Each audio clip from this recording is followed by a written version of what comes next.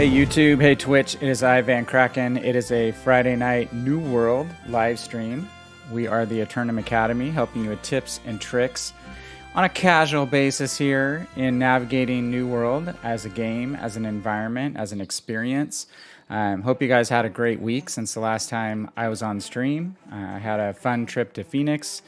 4 days actually with my younger daughter, doing some of her competitive soccer activities. Her season's gearing up again with a brand new coach who's quite hard on the girls, but they're going to learn and grow a lot this season. So it's going to be tough for them to adapt to a new environment, but hopefully they're going to get a lot better as a team. It's going to be great. I've been trying to get better in New World. Have 3 characters running currently. Haven't played that much in the last week, but have a level 60. That is almost 625 experience across the board. So we played a little bit on that just on our legacy server to see how things are going. That population is staying around, I think, over 1,500 tonight, 1,700, which is pretty dang good. That is the El Dorado server. And then tonight we're on Fresh Start Server with our brand new character that we're leveling, Rob Roy Kent. He's level 29. And we will be focusing on 3 things tonight. We're going to focus on doing some mining, so doing some main story questing, and potentially running our first expedition, which will be the Amrine Expedition. Hey, ya boy. Hey, how's it going, man? How are you? You're so sorry about what? If there's something Chelsea related, Chelsea Football Club, it's not going to hurt me too bad. I don't know if someone got hurt in training or something with regard to World Cup upcoming. We are also keeping our eyes on that because a couple days to the World Cup, you guys. It's crazy time of year to be having World Cup. Not an appropriate time in my book in the middle of a major season for everything but MLS, all the European leagues. So absolutely crazy. Oh, Newcastle 1, Chelsea 0. I'll forward my condolences to my daughter. I told her, hey, hopefully, maybe that's Christian Pulisic's new team that just beat you guys 1-0. We'll see. Yeah, congrats. Newcastle doing great.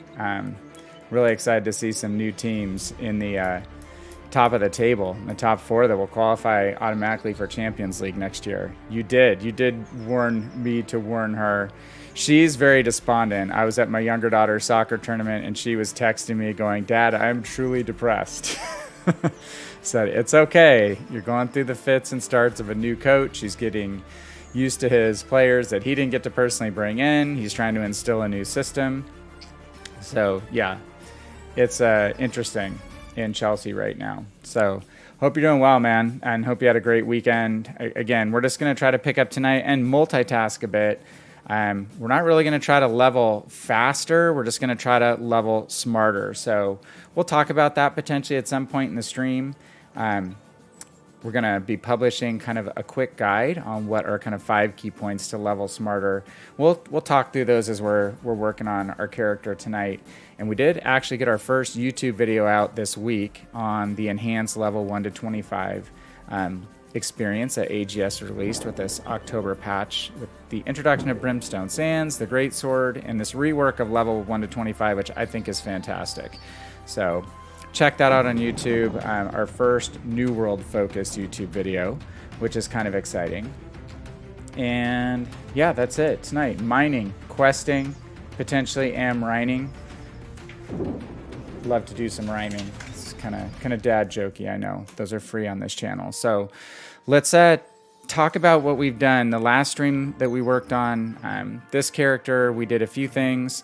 We basically worked on main story quests, got to the point of meeting Yonas and running around here in Everfall that we have on the map highlighted to accomplish some of the initial activities in becoming a Soul Warden. So Soul Wardens are the Jedi of New World, so to speak, trying to counter the corruptive forces that are taking over the island. There always has to be light and dark, right? In most games, a bit of a balance. So mainly we did some main story questing, catching up on and instilling some music skills, which are going to give us some cool buffs as we go along in New World and as we progress our character. We'll definitely try to keep working on the music skill on the side because it unlocks some cool things that run as passives while you're doing your other activities. And tonight, in getting prepared to potentially run the Amrine Expedition, I did a few things off stream. First of all, I just really want to lighten my load on inventory. So before you run an expedition, you want to empty out your bag, in this case sad, right? We only have one bag, or bags, plural, because you're going to be picking up a lot of stuff in the midst of your travels. So we basically dumped all of our stuff in our locker that we're not going to use.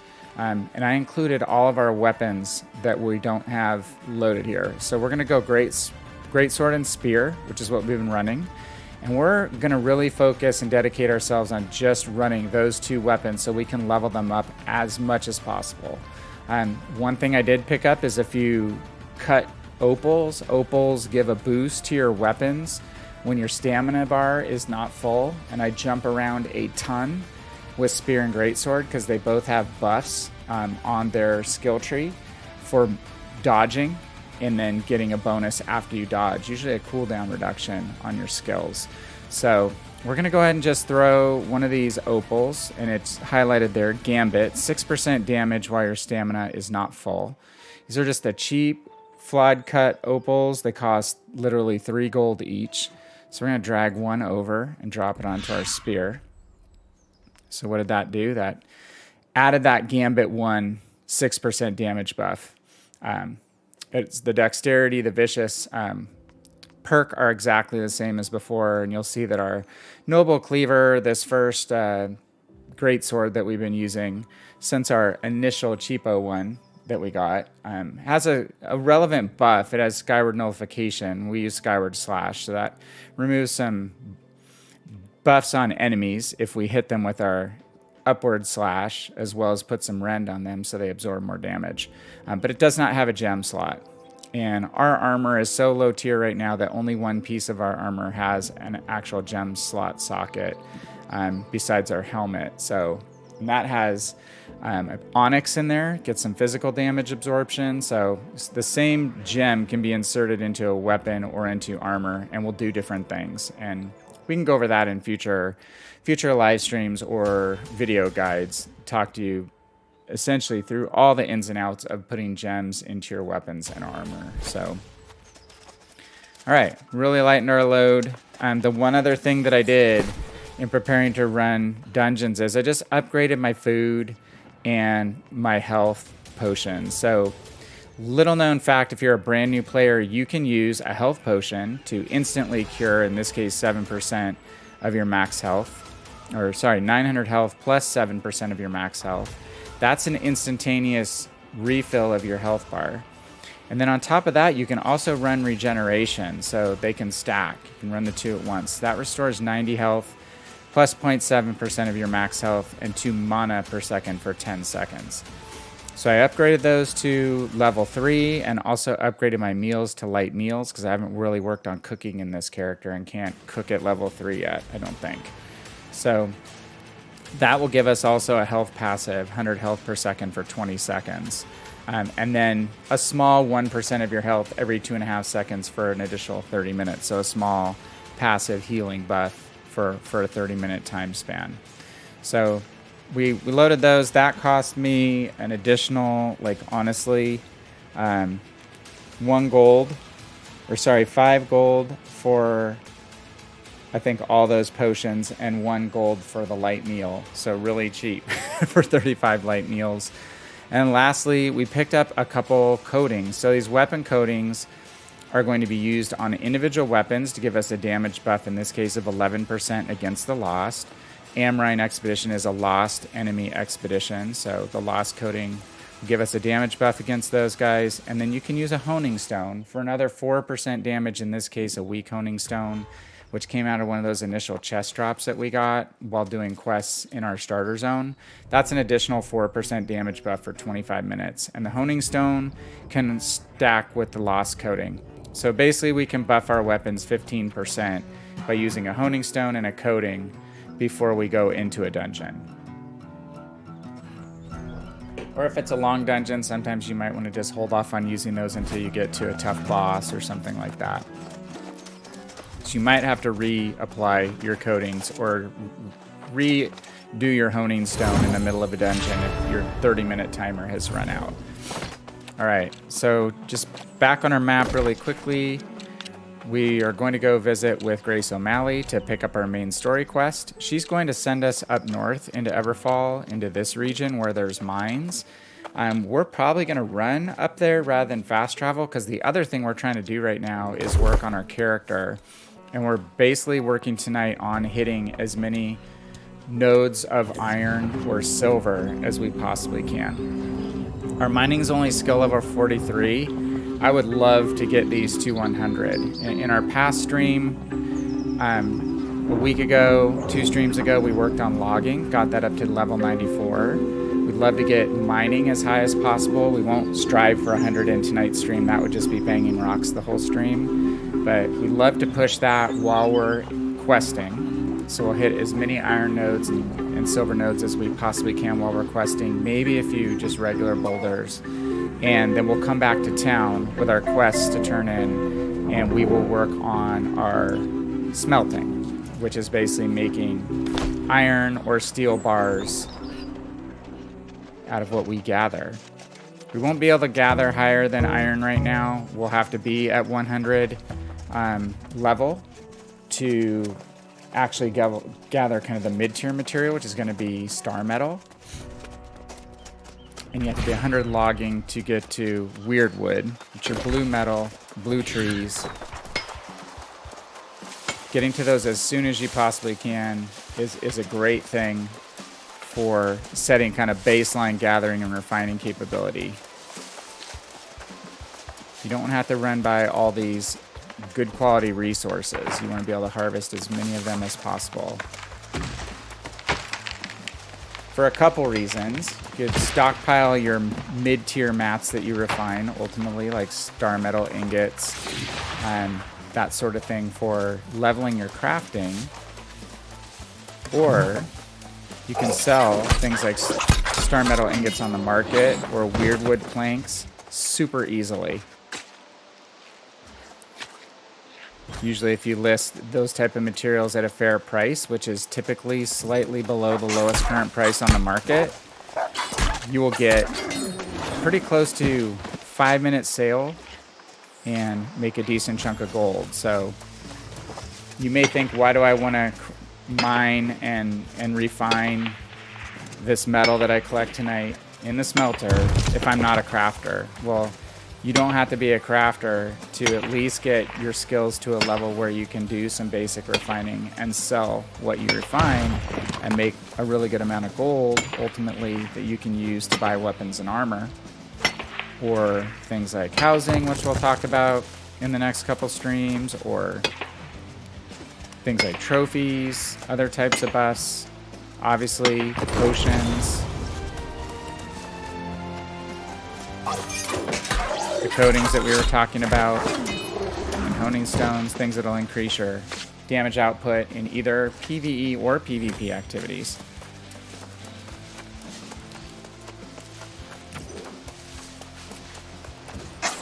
So tonight I'm using the resource map from Overwolf, which is over on my second monitor. If you have a 2-monitor setup, it's really easy to use. It gives you a live overlay of your position on the map of Aeternum and then lays out all the resource nodes for you of all types. So tonight we're just looking for metal. Just in case you're wondering how, I kind of do a pretty efficient job of ferreting out these nodes. I don't have them all memorized. Mr. Wolf.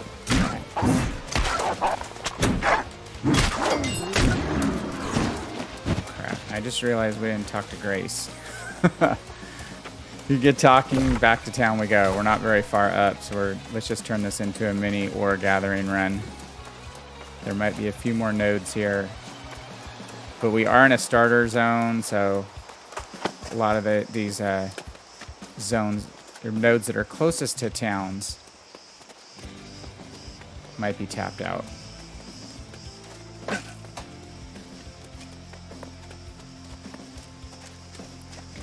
Anything that's intact will also show up on our compass. Okay, there's a little more iron out in front of us. Most metal nodes come in at least pairs of 2. Bigger nodes are going to have 3.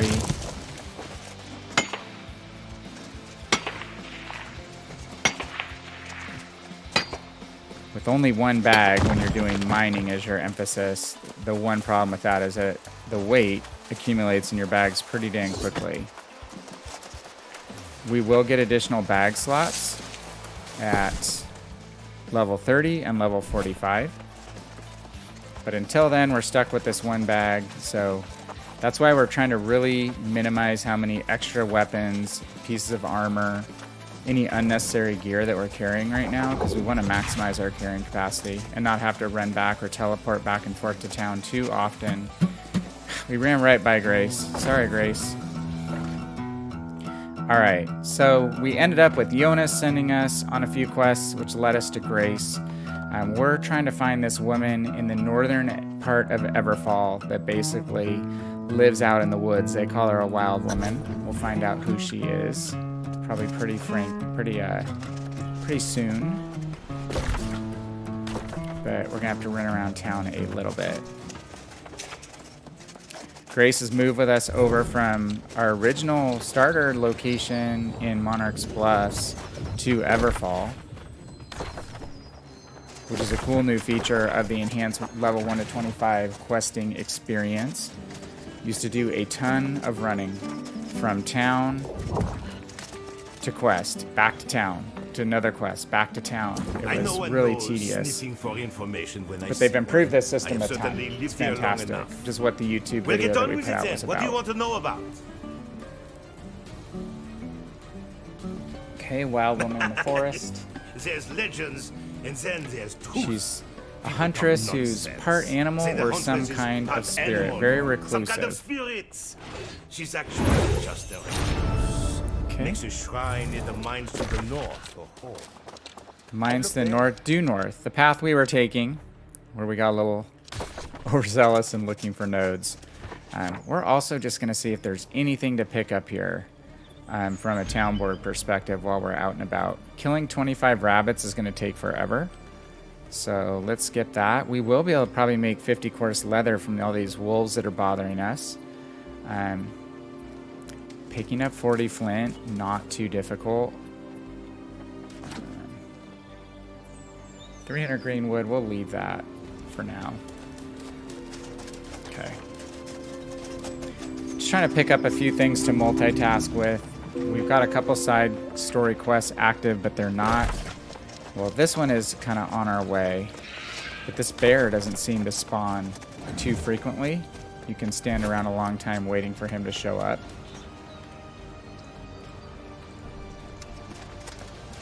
We'll run by his area just in case. Leap back here to the left.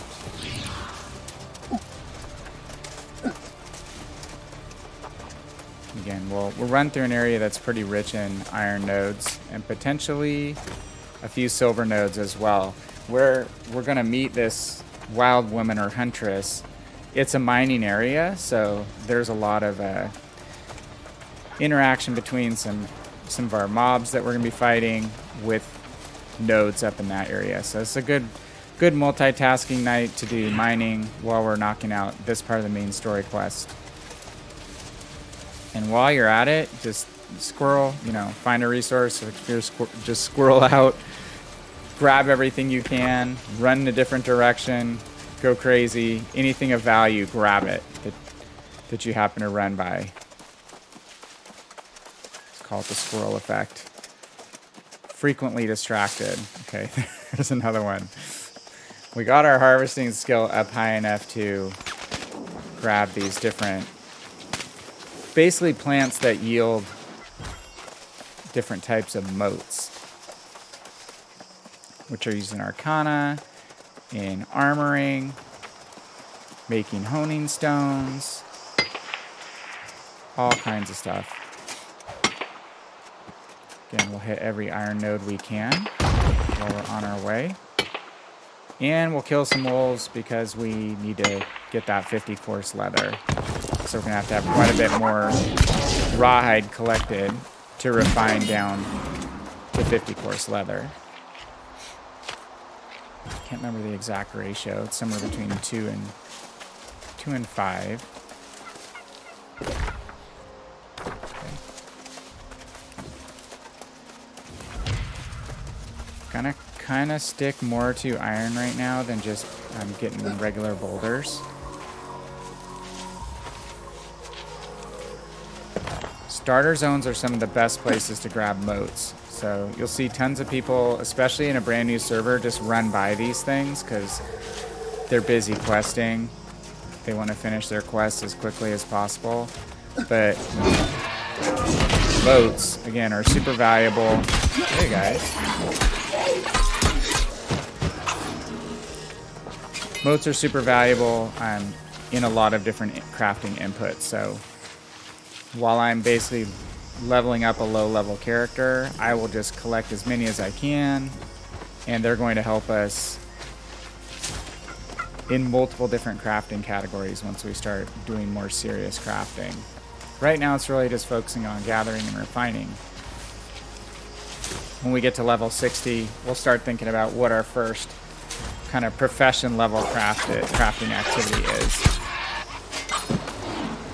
My first character over on El Dorado is a skills grandmaster, so we've literally maxed every skill to 200 and every crafting profession to 200,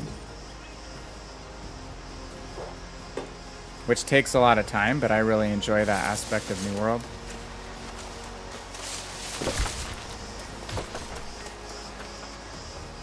And this little farm, cabbages are a pretty high level cooking ingredient, so grabbing some of those is not a bad idea. Soul Sprout is hard to find in a lot of other areas of the map that yield soul motes. So I like to grab it if I can.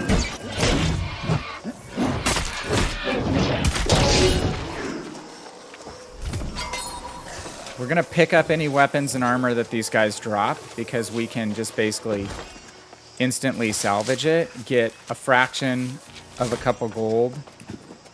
The lowest level, it's literally a fraction of a gold piece and some repair parts, which we can use later on to help repair weapons that have sustained wear or damage from dying. So we're just going to keep managing our inventory. This low level stuff, I'm just going to hold down the C key and left click to salvage it. Kind of quick salvage. Same with this blunderbuss. I'm not going to keep it. I'm just going to salvage it. And you can see it shoots down a little bit of gold and shoots down repair parts. We have 238 out of a maximum of 2,000 already collected.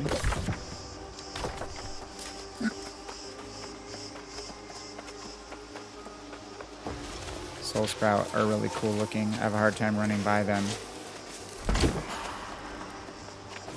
Meanwhile, I'm just going to harvest, and I'm going to basically take out mobs just to get weapon experience. As much weapon experience as I can accrue, the better. Carrots also a pretty good cooking ingredient for a lot of low to mid-level recipes. Let's just take these guys out as a group.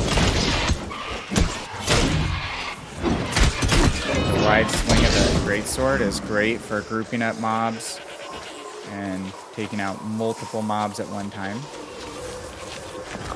As you get more powerful, you can literally round up probably 10 or 15 guys at this level and execute them all at the same time. Just gives you a much bigger chunk of weapon expertise. We're going to run by this marker in the middle, which is a quest marker for the Marauders initiation chain. We can do those initiation quests all the way up to the point of joining and just accumulate more character XP. But what I'm finding as I level these characters with the new system is if you stick to the main story quest and do a handful of side quests, turn in some town boards, and do a decent amount of just basically mob weapon XP, harvesting and actual physical gathering, it's good. Your leveling goes super quickly. You ought to be wrestling a bear every both. Okay, this is the guy who gave us the bear quest. We gave up on this last time, but it's just up the road here, along with some iron nodes. So we'll kind of detour a little bit, see if we can grab some more iron. Bag's already noticeably heavier, and that's only with the iron we've collected. We've dropped and salvaged any of those weapons. Alright, someone's been through here. There's an iron pile. A little bit more to the right, potentially. And chat, I'm not kidding. Go to newworldminimap.com, all spelled out by Overwolf. And if you like any type of resource gathering, refining, crafting, and you should, because if at least doing again the gathering and the refining, you can make a lot of gold doing it. And this map will literally change your life. Make your time spent so much more efficient. Okay, there might be some iron here. Nope, someone's grabbed it as well. Kind of grabbed all the iron in this area. It's down there where that rabbit is jumping. How about up here? Someone's got themselves a gathering loop, which we'll talk about in the future. It's basically just having some roots that you use out and back. Usually start at town, head out, or hit an ending point at a fast travel shrine that you can teleport back to town with. Or if you have your in recall set to the town you're working on questing from, you can teleport back using your in recall. Grab a turkey. Turkalon events going on right now. We are not nearly high enough level to attack the giant turkey. But I've done it with my other two characters, and it's pretty fun. I missed it last year. It was kind of put in only for a few days last year. It wasn't announced. It was very last minute. This year, the event obviously has been a lot more organized, and Turkalon's pretty damn cool. Very fun. Lays exploding eggs, stomps you, and has lasers that shoot out of his eyes. I did die once with my very fresh level 60 character. He's a basic level 60 kind of elite raid boss, though we don't really have those in New World yet. Though supposedly they're coming. And the Halloween boss was more like that, where you needed a very large group of people. Okay, someone's been all through there. This area is supposed to have some more iron nodes, but we can possibly run back to town when we finish our questing here up north. And potentially these nodes will have replenished. And our bear friend is supposed to be around here. I'd be on the other side. And there's... there was some iron.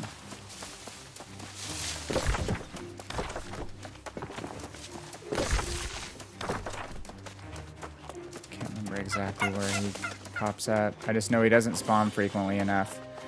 It's talked about on the forum, so we'll do one more loop here. Oh, is that him? Aha, there he is.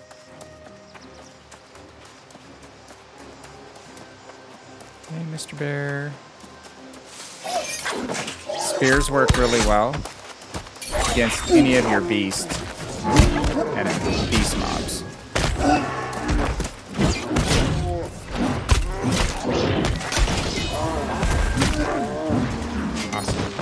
Sometimes you have to actually skin the animal that is the target of your quest to get some kind of item. In this case, it's not. It's just slaying him was enough.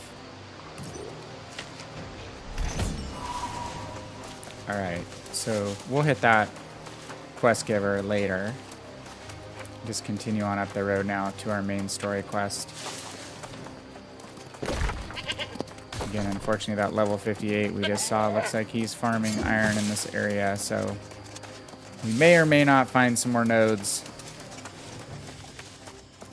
Yeah, those are gone. Go away, goat. I've never owned a goat, but I've heard goats in real life are really similar to the way the goats are cranky in this game. Okay, just to the left of the road, there might be a little more iron up here.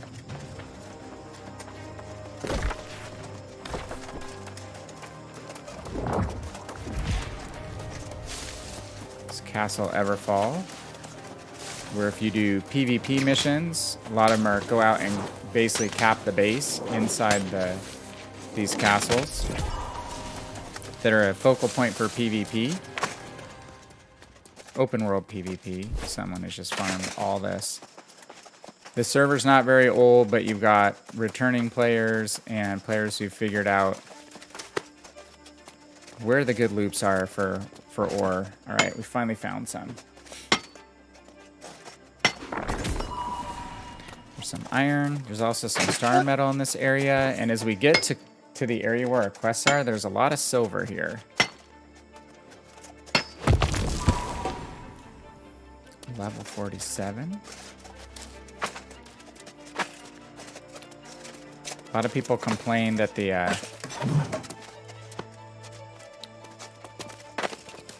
radar or compass for metal is not very useful. You'll get used to it. It's easy to run past metal nodes and then have the marker disappear up on your compass. Kind of have to perfect where you're looking, how fast you're running, and not overrunning these nodes because they kind of creep up on you. All right. Anything here real quick?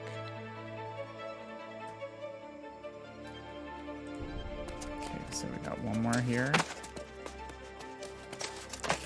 Whoops, ran over it. It's harder at night to see the iron nodes. They stick out better in the day. They're going to be a darker color than your normal rocks.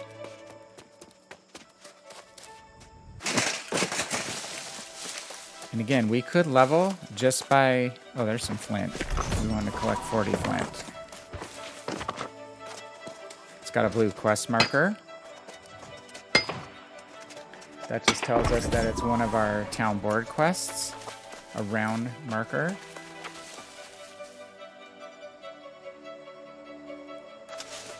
Okay. Not seeing any more iron in this area, so we'll go ahead and head closer to our destination. One other stop here potentially is up where that goat is on this hill. We might find some silver there.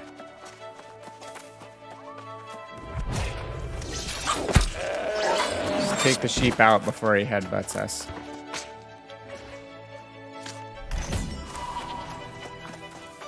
These rams got their name from their personality. Okay. A little lighter rock now, or metal on our compass is silver.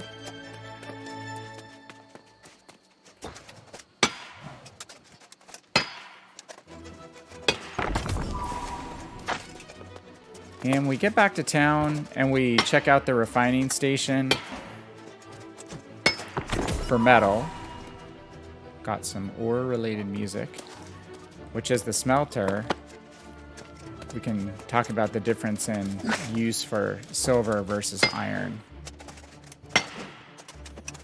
Basically, there's two different pathways to refine higher level metal. One is through silver and gold and platinum. Another is through iron and star metal. And then the prized metal you want to collect is orichalcum, which is your highest tier metal in the lower zones and actually the upper zones as well. But I think you have to be, let's check.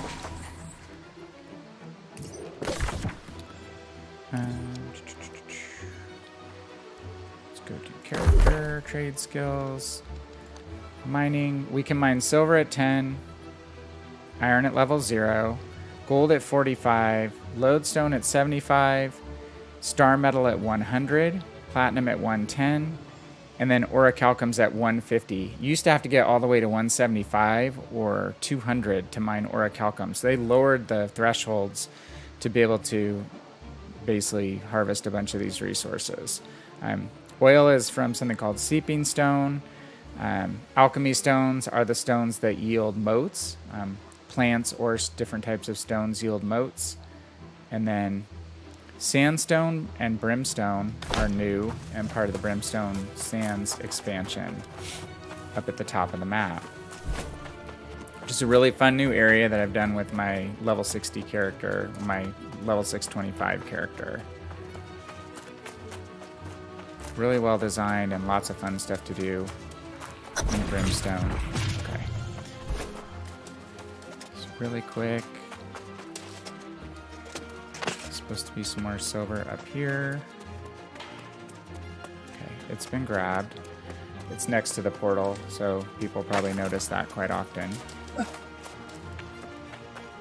Alright, quest giver, dead ahead. This is not just an ordinary NPC. This is another character that's going to travel with us through the main story quest, or MSQ. Adiana Theron. So definitely someone to keep our eye on. Tread on what was once hallowed ground, human. Whatever your purpose coming here, it is misguided. Go back to your settlement. No Not surprise. happy to see us. Your kind are always speaking, never listening.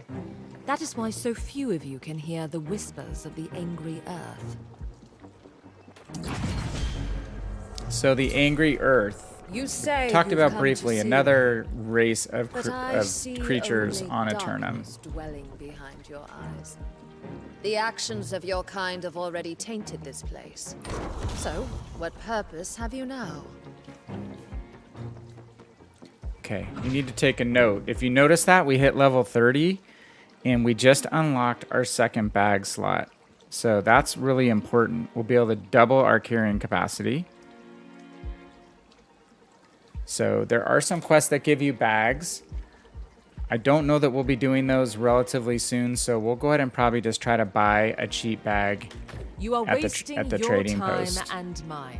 What this land needs is fewer humans, time to heal, and a working Azoth fountain. This one seems to be blocked. The flow of Azoth that feeds this fountain comes from the caves nearby, where I suspect it has become blocked. Get it flowing again, and I will at least listen to what you have to say. Okay, so Azoth is a magical liquid, kind of think of it as the blood of the island, and there's arteries that allow Azoth to flow to different areas. This is called the daughter well. There's another larger source of Azoth called the mother well, which is a quest that we'll get when we get a lot closer to level 60. But basically we need to work to get Azoth flowing through this fountain again, and we should have a quest marker to pursue to work on that. So gonna need to leave this area and head up here, not yet charted. And given that there's a quest giver super close to this area, we're gonna go ahead and pick up this side story quest while we're working on the main story quest. Let's get a little extra boost of XP. Just bought some of these strong potions. We're probably gonna collect a bunch from these enemies, these mobs up here.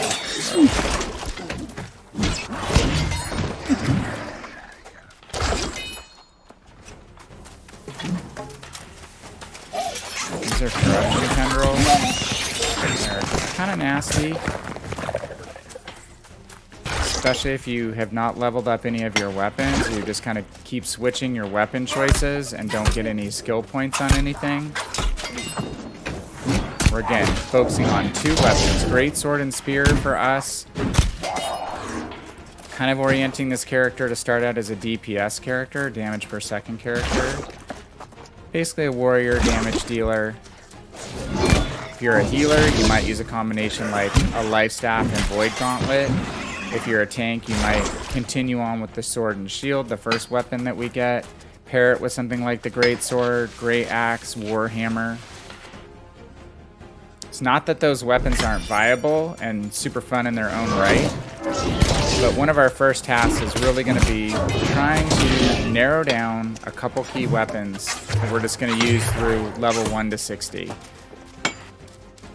So when we get into expeditions and higher level zones, we're going to have weapons that are ready to handle that higher level of enemies, be it human or AI mobs.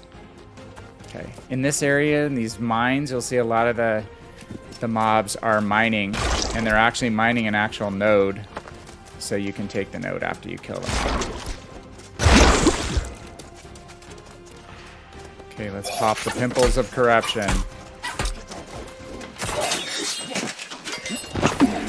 Another silver vein.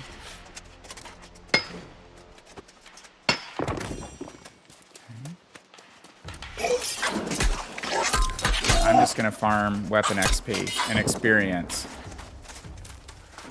while we're here. Another tendril. We have to get 3 tendrils. We've already got 10 of the incubating corruption nodules.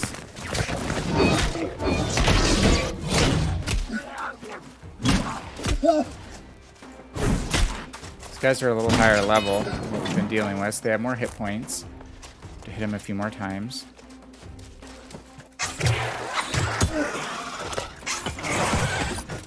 Corruption Impaler in here. It's basically a ranged corrupted critter. You'll see them in corruption portals. Usually paired with the corruption mages.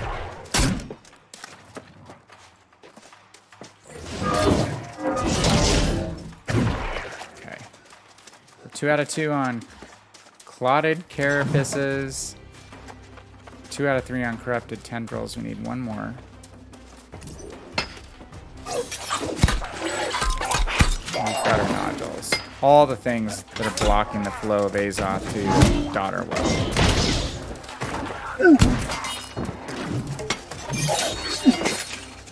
Basically just going to watch my abilities, and I will rotate weapons from one weapon to the other to basically try to cycle through my active abilities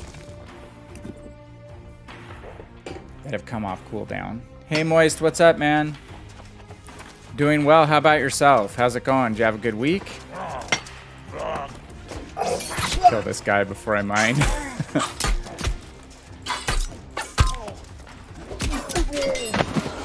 Hopefully you guys aren't too hot out there. We've gotten really cold.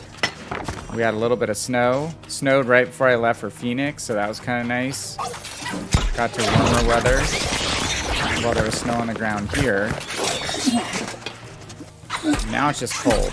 No real weather to speak of, but we're getting a lot colder at night and not getting too warm in the day.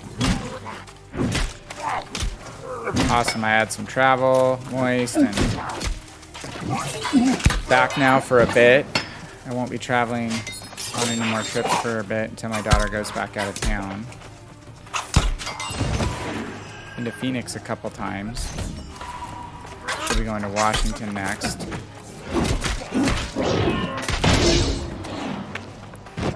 Alright. Switch off which weapons we're leveling. Looks like there's some more silver around here. Right there. Let's get this guy first.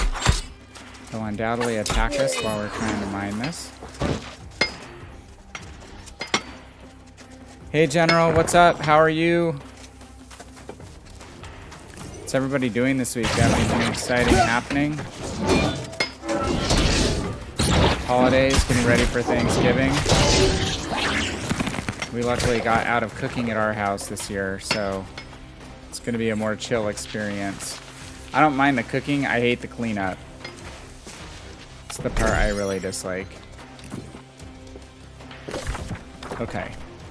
Basically done everything we need to for this main story quest. We're just mining a little bit of extra metal. Farming some weapon XP. Let's go see what this guy... Probably should have picked this up first. Take what you, yes. That vile, despicable evil spreading without end. Yeah, because we need to do... Canary mine Probably could have multitasked this, but this shouldn't take too long to repeat some of this stuff. Important safety tip, pick up your side stories first. You don't have to go back and redo stuff like we're doing now, but it's alright. It's all weapon expertise. Or experience that we're gaining right now. Expertise will be a later thing. We level over 60.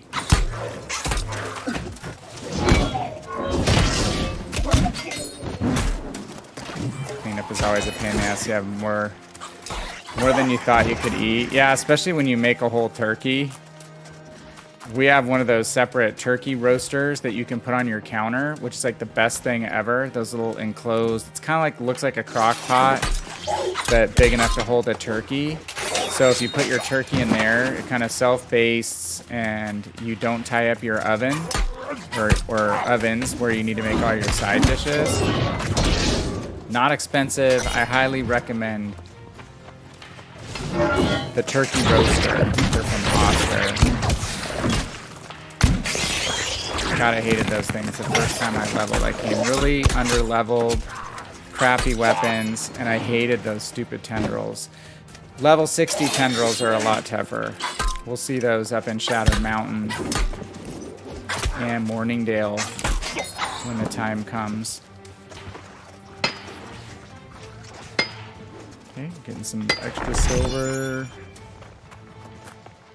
Yeah, I like to cook, I hate to clean. Goes back to when I was a kid and when we didn't have a dishwasher.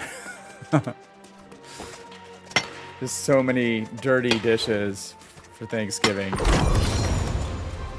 All right, well, we start level 44 or something mining wise. We're already at 50. Progress, we're halfway to 100. Always grab the lore notes. They give you a good drop of XP.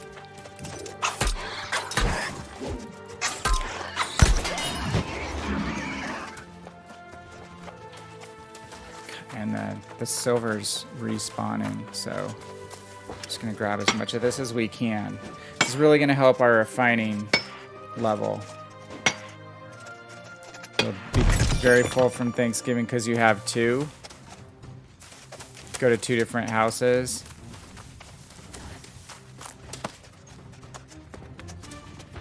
We have multiple relatives that live pretty close, like myself, my in-laws, my sister-in-law, but we generally just go to one spot, meet in one spot. My in-laws used to live about 2 hours away, so that always stunk, going having Thanksgiving and then having to drive home after turkey. Thankfully, we don't have to do that anymore, especially if there's weather. Okay, that wasn't bad. We got some extra mining in. Got some extra weapon expertise by doing a second loop. But again, if we had picked up the side quest first, kind of out of practice, we would have knocked it out simultaneously. Ooh, it's got a crowd.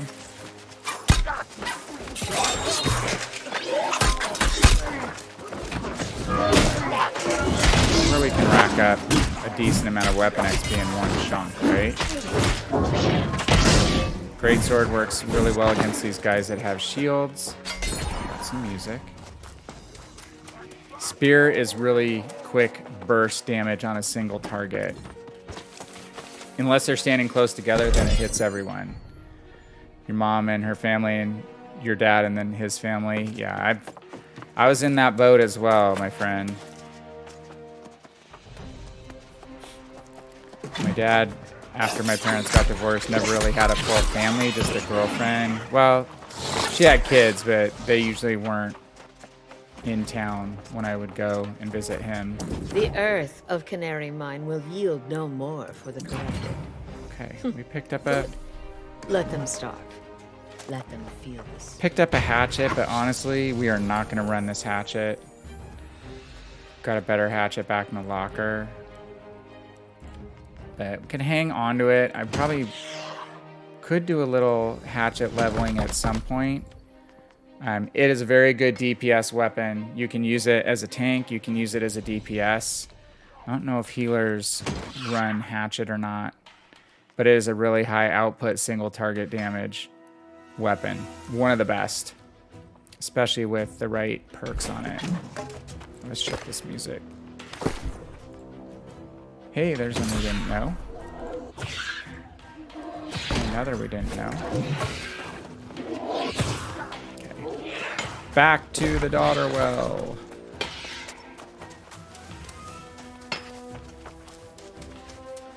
Alright. Yeah, as Cat Adiana, we will work with her down here to unclog this fountain.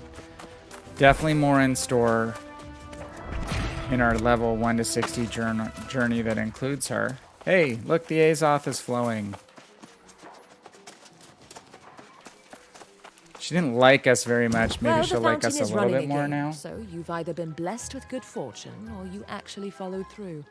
I'm curious, however, what caused the block? Corruption blocking the High flow of cholesterol probably Azoth through caused this earthly blockage. passages. Impossible. There must be another explanation, but I will look into the matter myself. Okay, we got a You have done your part. level so 3 we'll hear leather what coat. You came here to say. But I warn you, I have no sympathy for the plight of humans in the battle against. So we're asking for an angry Earth Do you even realize seed. how much you ask? How much your kind has already taken? Potentially to use The this angry seed to Earth fight will the want to know the corruption. truth. You are in honest, some way. aren't you? Good. We loathe because corruption's power feeds the ego. Your kind's great weakness. She spends a lot of her time capping on Angry Earth humans has and no avoiding ego, humans. And that is how it offers protection. Try this tincture. Let's take this quest. I believe it will. See if we can do a little more work on her behalf to gain her trust. General says when you're an adult, it's much nicer than being a kid because you can schedule stuff with your family whenever and it's all on your own terms.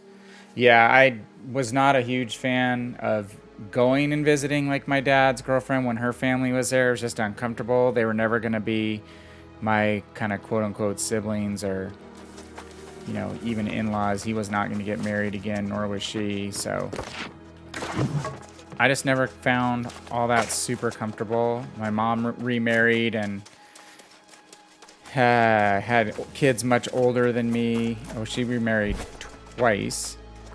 Both of them had kids much older than me, so yeah, I kind of preferred to do my own thing. And kind of like you're saying, schedule activities on times where it was less stress and pomp and circumstance. New World is good tonight. I have not been doing a ton of leveling work on this character. I'm just really saving this character to do my leveling on stream only. Maybe a little bit of background organizational stuff off stream. But I've got a very old character, a year old, that's max level and everything.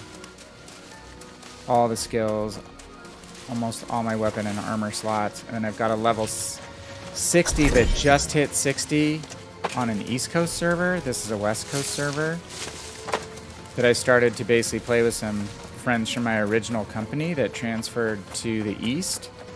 So I have one main character on East, kind of a second on West, and then this is going to be basically the stream character. Alright, I'm trying to gather some more mystical foliage. Gather some Azoth. And back to Adiana. So yeah, it's going well. The population for the game is staying actually quite high. It's not the 100,000 concurrent like it was right after this update came out, but over 50 to 60,000, which is really healthy. The servers I play on have over 1,500 people on them pretty regularly. The legacy server. Actually, both the legacy servers. And then this server has, I think, about that number as well tonight.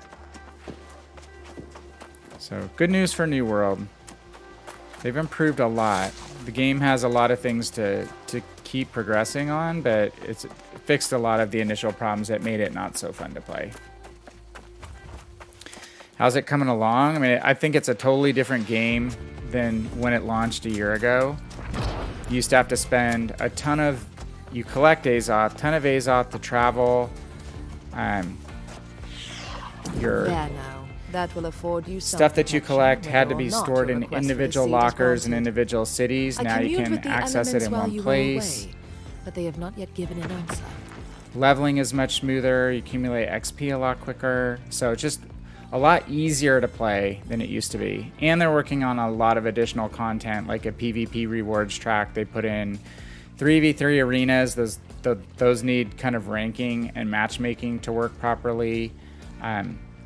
They've added additional and kind of endgame zones and expeditions / dungeons, as they're called here, the expeditions. So it's improving. They still have a lot of work to do. Maybe it'll gain more players if newer goes on sale with the Steam Autumn sale. With this patch, it did go for half off, which is $20. And it's a one-time fee. There's no DLC costs, and there's no monthly subscription. So it's way more affordable than World of Warcraft, for instance, or I think it's $15 a month. Plus, you may pay for DLCs. I'm not sure about that, but I think that's the case. I've actually got a ton of use out of this game for $40. Only thing that costs you money is buying skins, decorative skins, and then if you want to transfer your character from server to server, they give out 3 initial free tokens for that. Now you have to pay $15 to move your character to a new server.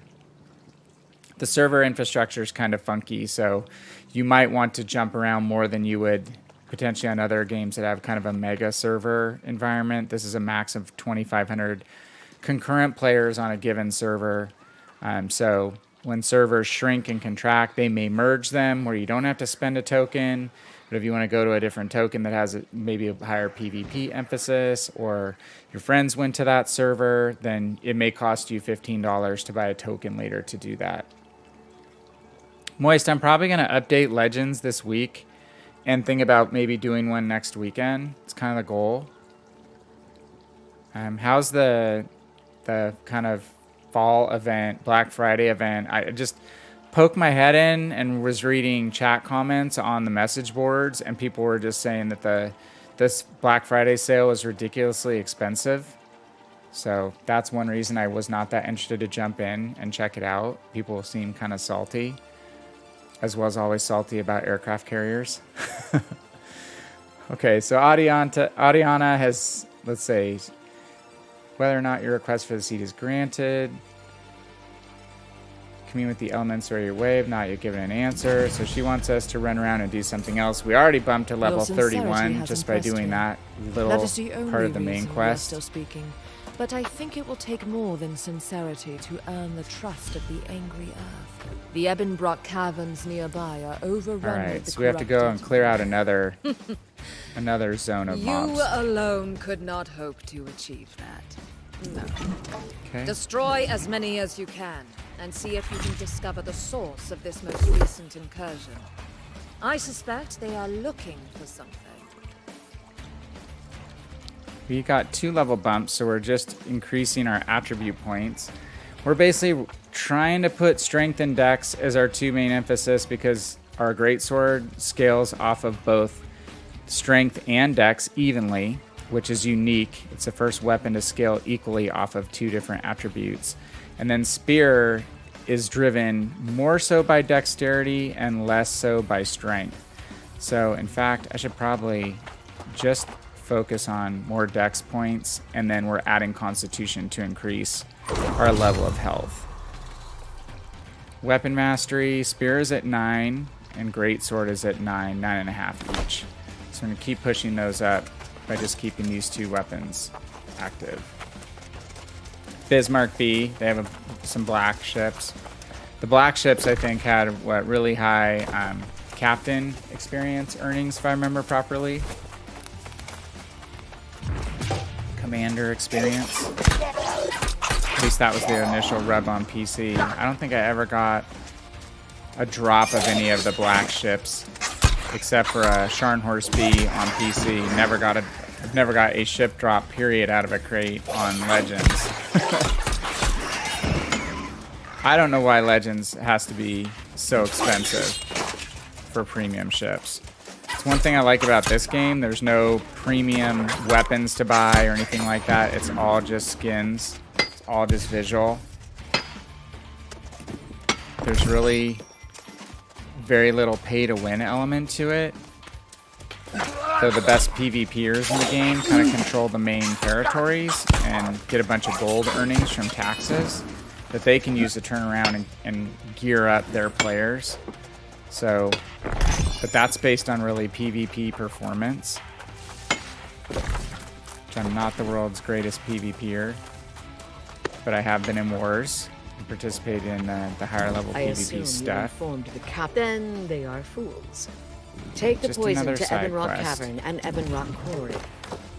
That side quest lit up as soon as we got our main story quest from Adiana, and boom, there it is. Now we've got it highlighted along with the main story quest, so we'll basically double down on our XP earnings.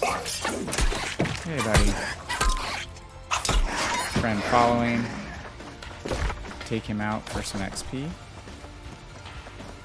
There are boss level monsters for sure. Those are mainly in what are called the expeditions, or basically New World's term for dungeons. And they do drop the highest level gear that you can get. There are some open world bosses that also drop some really cool stuff too. Some of those are soloable, others you have to basically farm in a group because the area they're in is dangerous and there's a lot of associated ad mobs with them. But yeah, there's no raids yet, so no oh my gosh, are we really full? Our bags are full already. Okay, so we are not going to keep this stuff. We are going to upgrade our coat to a higher level. So that was gear score 320 versus 255. We're going to nuke that one. Got some gloves that are gear score 311 over 277. So swap that out. And let's open this potion pack. Basically, we're just getting weighed down by the ore that we're carrying. Oh, dang it. So let's see. Let's go back to town really quick, drop our stuff off, and then we'll just teleport back here. Let's hope that we set the inn in Everfall as our recall point. So we're going to use our inn recall to fast travel from anywhere. And then we'll just zip back to the teleport near here and go do these two quests. It's the problem. We did unlock the second bag slot. So also while we're here, maybe we should hit up the trading post and see how much a really cheap bag costs. We could also make one, but that'd take a little more time. I'm just gonna dump this stuff in the locker.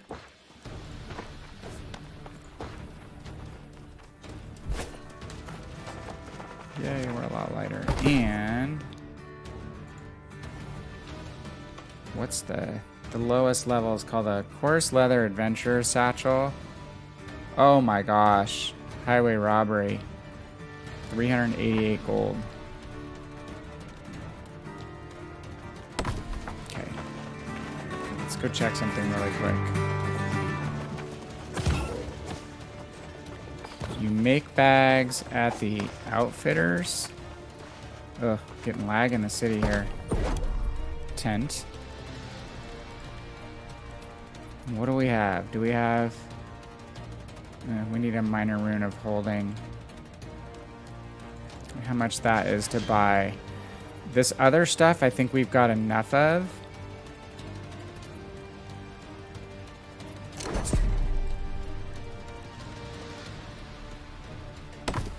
Alright, well, we're going to hang with just one bag because we're actually going to be able to make a bag for way cheaper than spending 388 gold to buy one.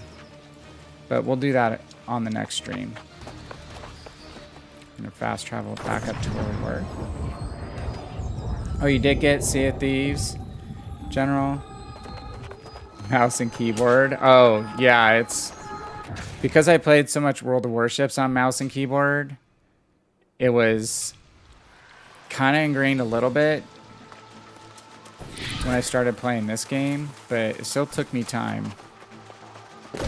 Because the closest game I'd played to this recently was probably Jedi Fallen Order. And that was on controller as well. This game has controller support built into it. And they're improving it actually. So there are people that play this game on a controller and actually prefer it on a controller. So it'd be interesting to see if more games like this have native controller support. Especially if you're on a Windows-based system. I mean, I'm able to plug my Xbox controller in to play World of Warships on my PC, streaming from my Xbox, so I can use my streaming software to port it out to Twitch and to YouTube. Alright, we're going to tread the same path. This teleport was really close, so this is a short run. We definitely didn't want to have to drop cool stuff we've collected. But getting that next bag will be great. Space to be able to farm twice as much stuff. The bags are level tier through 5.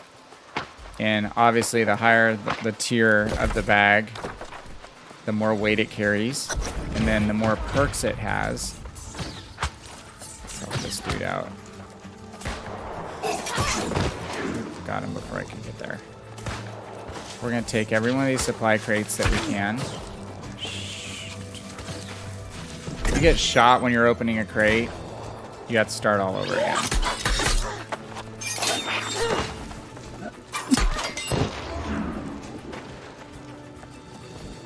Usually the range guys are the biggest pain when you're trying to open a crate up. What we have to do here? Oh, I guess just use our E key. Sometimes you have to hack stuff. Take any notes.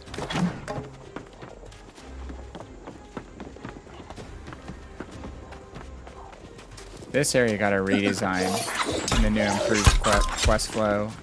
Pretty dang sure it wasn't this extensive before. That's a mini boss level guy, but we're already level 31 without really even trying. So if you're over leveled for the quest you're working on, it's pretty easy to kill that level of boss. Okay, we need to kill 8 more of these troops.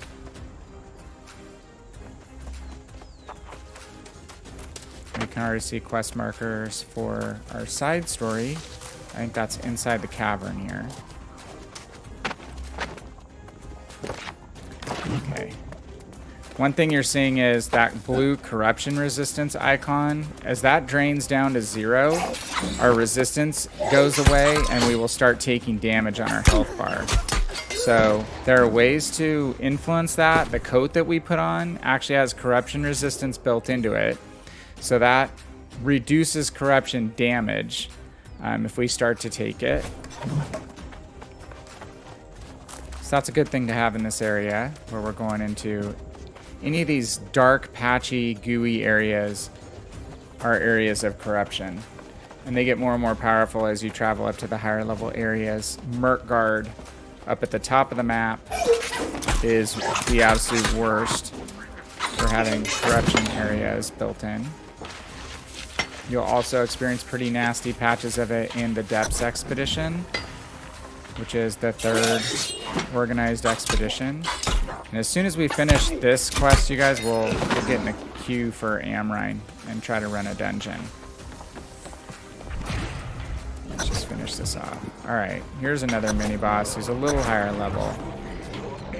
Basically like a mini Thorpe, we call it. Sometimes they have to go through an opening spiel. They're immortal until the spiel is done.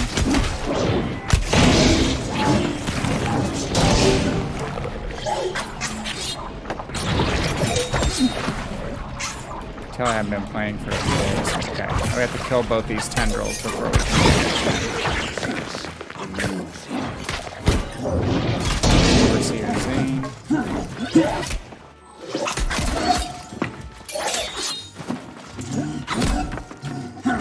Dodge his sword jabs. There's a number of kind of higher tier bosses you'll face that are patterned on Thorpe, one of the other baddies that we face. Can't get him out yet, huh? We may have to come back here again because that boss was not yet on our quest list. It's fine, we know how to take him out. Yeah, General, I think it's smart they're offering more native controller support. Just give people more ways to play. So maybe we need to kill these 10 guys first. Do this in order. Some quests are completely concurrent, all the activities, and others are sequential.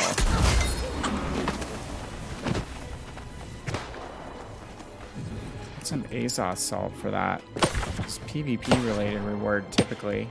Kind of surprising. Okay, investigate the bonfire. Where's that? Back here? Yeah, we'll probably have to go see Overseer Zane again.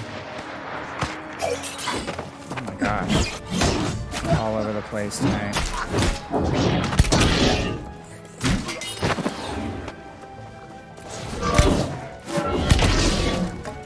One good thing about these guys is they're level 21. They're not that high level compared to us. They're relatively easy to take care of, but the good news is that we start accumulating more weapon XP as the mobs that we're fighting get higher level. So, Greatsword is awesome against multiple enemies. And these guys that have shields. Power up our shield, that knocks them back and causes damage. Sword and shield, pretty good against these guys. Great Axe. Warhammer is good against guys with shields. Spear can be, but they will block some of your spear thrusts.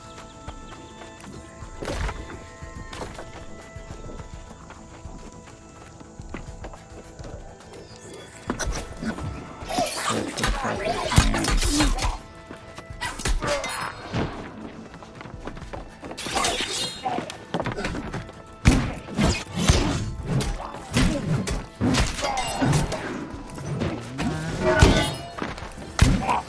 Greatsword that I'm using has hated on it, so it actually kind of works like a pretty good tanking weapon to pull enemies. I think that only happens though when you have the sword drawn. If you have your weapon sheathed, it's not active. You can also put taunt gems into your weapons too when you're tanking. To group enemies so you can basically DPS them down as a group really quickly. Shield guys, if you can get behind them, they won't be able to block your attack. Okay, now investigate the cavern. Alright. The longer you can hold that calamity counter, that shield energy, and the more enemies that actually hit the shield while your force field is active, the more damage it'll shoot back at them. Your captain's box better. was just a drop of the source power this island. Okay, now we've got a friend to help us in here.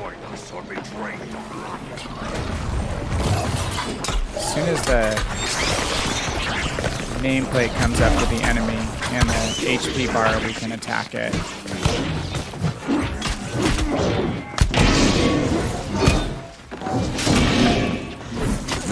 Oops. Alright. Now we got a couple crafting items. Perfect Corrupted Sigil and Small Traveler Stone. Oh. And now we can let out our Angry Earth buddy. Is this the first Angry Earth we've seen? They kind of look like the Predator. Alright, we're not all bad, dude.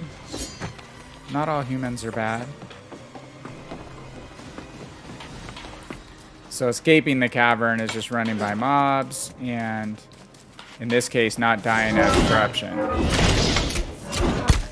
it's kind of cool. Our coat has corruption resistance built in. And we're already up to, what, 3,900 hit points? You go in there when you're really low level, it can be a little harder to survive They too must succumb that corruption to our burn. power.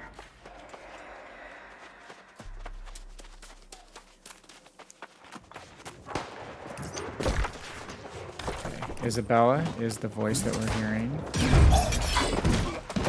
She, along with Commander Thorpe, are the key characters that have been taken by the corruption. We'll learn more about that as we progress closer to level 60.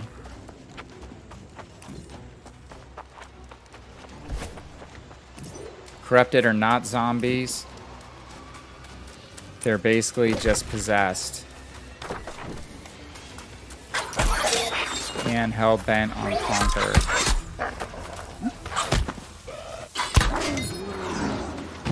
Conquering. Conquest. Okay, where is this next? Do we have to go? Shoot. We might have to stay inside there to get through to the other side story. Looks like there's a path through here, otherwise we have to try to scale mountains, and I'm not sure we can get over them. Let's see if this works. Oh, okay, there's the path out. Got distracted.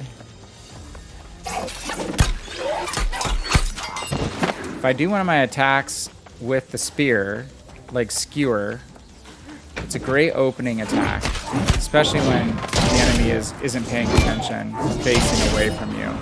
You do a good deal of damage and then follow up with your secondary weapon or a second skill.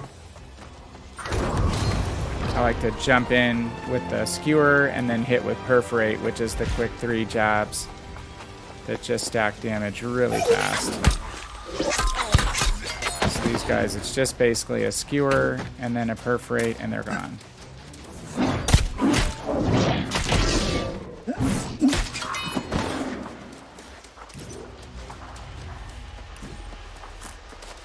Now we're cooking. And this level 1 to 25 enhanced leveling process they've put in is great because a lot of side story quests just line up right with the main story quest. You can't help but level really fast. So I'd prefer to do some resource gathering and refining and some other activities to get my character prepared to be at level 60 versus just rushing to 60. Okay, we are poisoning the soil to take care of these corrupted dudes. Where's the next? Is that it? Okay, we can get a house now. Everfall.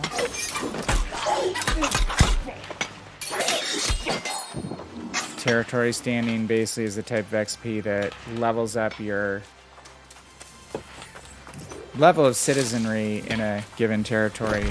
And level 10 is important and it unlocks home ownership. If there's a choice, I always take increasing my storage.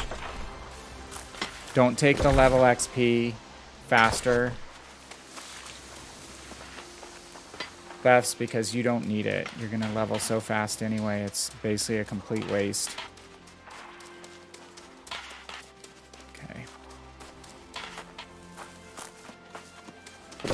We're going to run back and turn in these quests to Adiana. And then we're going to jump in the Amrine Expedition queue. Or Group Finder as it's called. It's pretty rudimentary right now. They already announced they're working on a more advanced version. Doesn't have built-in matchmaking. Like for instance the Lost Ark queue for dungeons does. I'm assuming World of Warcraft has built-in matchmaking as well. It took them a long time just to put any kind of Group Finder function in, so as I see it right now, it's better than nothing. But people with more MMO experience than me basically say it's got a long way to go. And I think AGS acknowledges that. Okay. This, we've got 2 more quests done. We've already gone from level 29 to 31. Can we hit up some ore? Bags are pretty empty. There we go. Don't want to run past it. We see it on our radar, so we know it didn't get mined by someone else. Iron and silver will give you more XP than mining straight boulders. So that's why we'll preferentially hit those. And they're going to give you the ability to do smelting, which is your metal refining skill. If you harvest boulders, you go to the stone cutting table. You create stone blocks and bricks.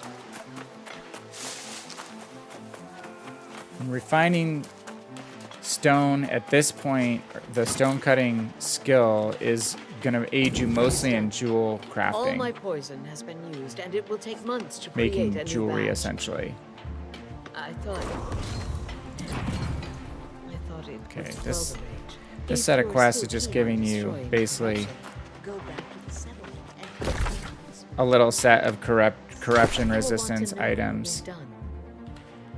Okay, those gloves.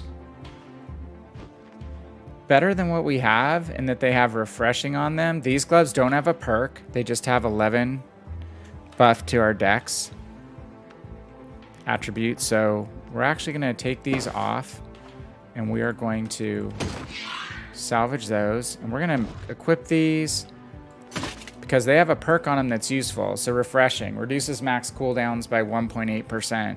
So basically all of our weapon cooldowns will be 1.8% faster. Which if we're using spear and greatsword, that's a huge benefit. It's a benefit to any weapons, but especially for your melee weapons. Okay, learned a few new pieces of furniture. We already have this piece of music. Already have that. These are both, I don't think they're worth much. We'll hang on to them. There are music pages that are worth a ton of gold, so be careful what you throw away. I'll just say that. Not going to use that. Level 3 boots. These are 315. What we have are 288. But heavy footwear will put us over medium armor weight, so we're not going to use those. Delete those. Those are heavy legs. We're not going to use heavy legs right now, especially with focus on them. Light footwear, we don't need focus bust. We just want dex, strength, or constitution. That's all we're going to keep as far as gear right now, unless it's a piece of gear that's rare or better. And in these lower levels, it's only rare. You don't get epic or legendary. There are certain rare pieces of gear at level 3, tier 4 that are worth listing on the trading post. So we'll hold on to anything that fits that description. We're not quite there yet. Okay, musket user.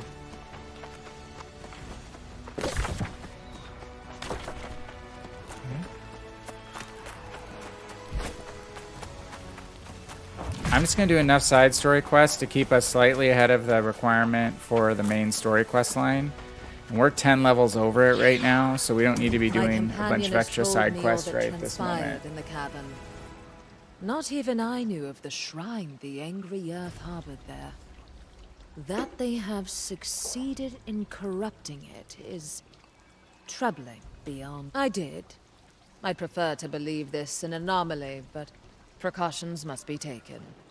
I must visit the Mother Well and commune with the primal So the Mother spirits Well is the there. bigger fountain versus the smaller Daughter Well, Azoth fountain down here in Everfall. The Mother Well is up in Eden Grove. Your request has been granted, human. You should realize that this required a sacrifice, and it's not a Okay, gift we're that getting would the be given Azoth seed that freely we asked again. about. Still, you are a fine representative for humanity. I hope this seed protects you now. And she's giving us a bow. We have a tier 3 bow. Return to your instructor. Convey to him that our gift, and the reprieve that comes with it, is not without condition. Should your Still kind really not abuse happy it, with humans. we will visit our wrath upon you. It grants what your kind lacks, a connection to the earth itself. Give Yonas my regards. If he is your teacher, then you may yet defeat the darkness in your soul. Be gone now. Got a Soul Warden's Ring quest when we get back to Yonas. Right now, we've got basically our amulet slot and ring slot filled. At level 40, we'll unlock an earring slot. Basic jewelry gives you a buff to your attributes. Better jewelry gives you not only the attribute buffs, sometimes full strength to single attribute, sometimes split, but also will start giving you a bunch of useful perks. So that's actually a decent bow with enfeebling poison shot on it. We might be able to sell that. Again, this is... Oh wait, it's bind on pickup. So we can't sell it because it's bind on pickup. It can only be used by us. If it's a bind on equip, weapon or piece of armor, we could list that on the trading post. Okay, so we've got to go back to town anyway. So let's go back to town. Oh my god, we've been flagged for PvP the whole time. Oh, that's why I got Azoth Salt. I think I freaking killed a player by accident and didn't even realize it. I flagged up earlier when I was doing those potions I was telling you, getting better level potions. So I actually got a PvP kill and didn't even realize it. That's sad. That tells you how much I PvP open world. Not a ton generally. Okay. Oh my god, that's hilarious. I'll have to go back and watch the stream back and see how that actually happened in that one area where we were doing that main story quest. Okay, so we'll go back to town. Let's refine the metal that we've collected and see how much that grants us with regard to our leveling skills. Yeah, see, we're flagged. We've been flagged the whole time. I probably would have been a lot more wary of what was going on. We're going to go ahead and unflag, because if we try to flag and go into the dungeon finder, the expedition group finder, we'll have to be with a group of people who are also all flagged, and that'll make it much harder for us to join a group. Hey Dark, what's up, man? How are you? I'm doing great. I've seen your streams popping up and I've got to jump in and join in. I've been watching a few of your YouTube videos. Saw you got to like another big subscriber level. Was it 400 or 500, which is awesome. Glad that is going well, and I've seen that you're streaming some different games now. Most of the warships people seem to not be locked into just warships anymore. So good for you, man. I know you just put out another video the other day on one of the new ships, I think. Glad you're still having fun doing that. I just made another YouTube video for New World and released it a couple days ago. I told myself I'm not going to spend a lot of time editing, and I wound up spending more time editing than I would have thought. But I just didn't have a lot of time to stream or do YouTube, which is why I was gone for so long. Trying to get back into it. I really enjoy it as a hobby. So again, I've been glad to see you're still out there participating in it, my friend, and hope everything's going well. Are you done with school? Are you in your job now? I know you were working on that last time I was streaming. You were back in school and maybe finishing, and then going out to work where you did your internship. Fill us in. And if you don't fill us in, thank you for coming by. Very much appreciated and good to see friendly faces for sure. And this is the smelter, you guys. So when we do our refining of metal, the metal ore will be done here at the smelter. The stone will be done at the stone cutting table, which is over there with the hammer straight ahead. By the VannKraken. Not the VannKraken. So if we open the trade skills window, we look at smelting. Here's the different levels. So Iron ingots you're able to make at level 0, and charcoal. You have to harvest trees to burn down into charcoal. To make charcoal into... Sorry, to make iron ingots into silver ingots, you need a secondary input, which is charcoal. And then, once you unlock star metal and can gather that, you will combine your silver ingots, or sorry, your iron ingots with star metal ore plus charcoal to make star metal ingots. And you can start stockpiling those while you're doing your level 1 to 60 leveling and use that for crafting later on to craft up your levels in your professions like weaponsmithing, engineering, those sorts of things, which I worked on a teeny bit. Or you can just go to market and sell those star metal ingots and make good gold, and later make higher level ingots like orichalcum ingots and sell those for really good gold. So let's jump in. Now the iron that we're carrying on hand or anything we dropped in the locker at this location, we'll be able to refine here at this table. I thought we had more than 30 iron ore that we had gathered. Maybe it was mostly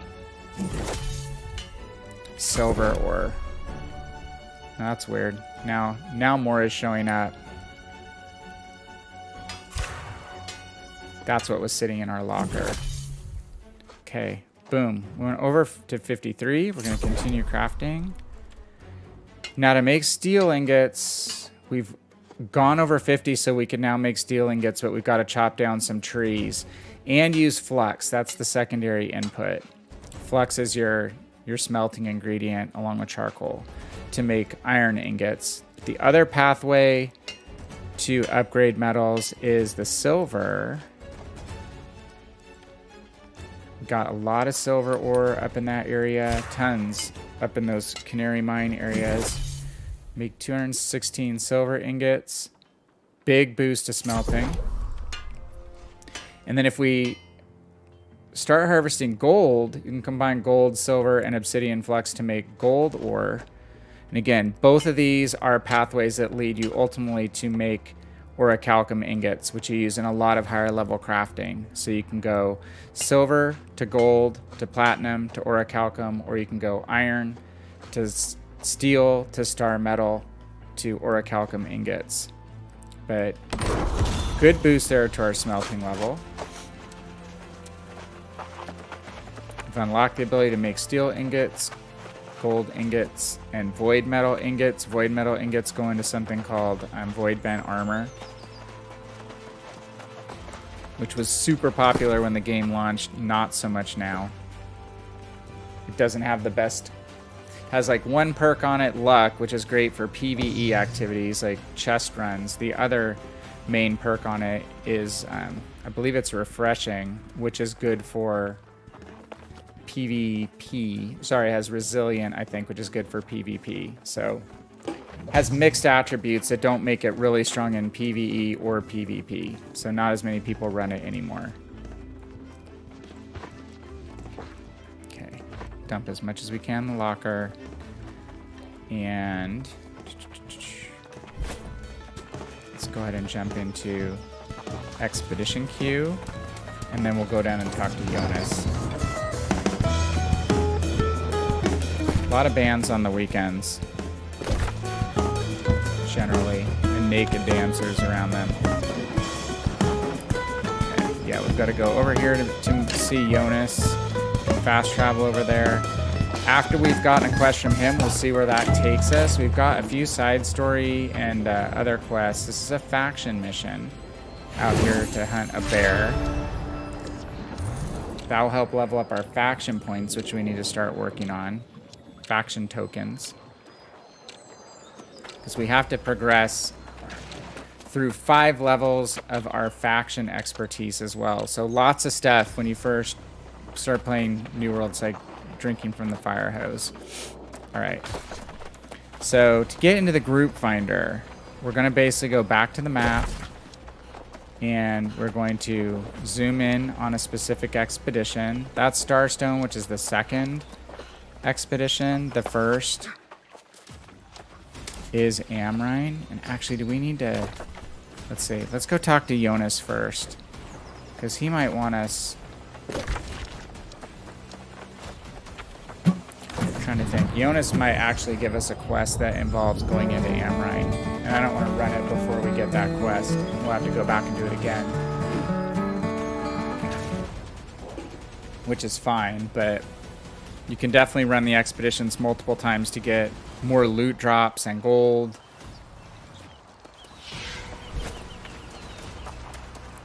But let's try to see if we can do this little quest series from Yonas that sends us to Amrine, essentially.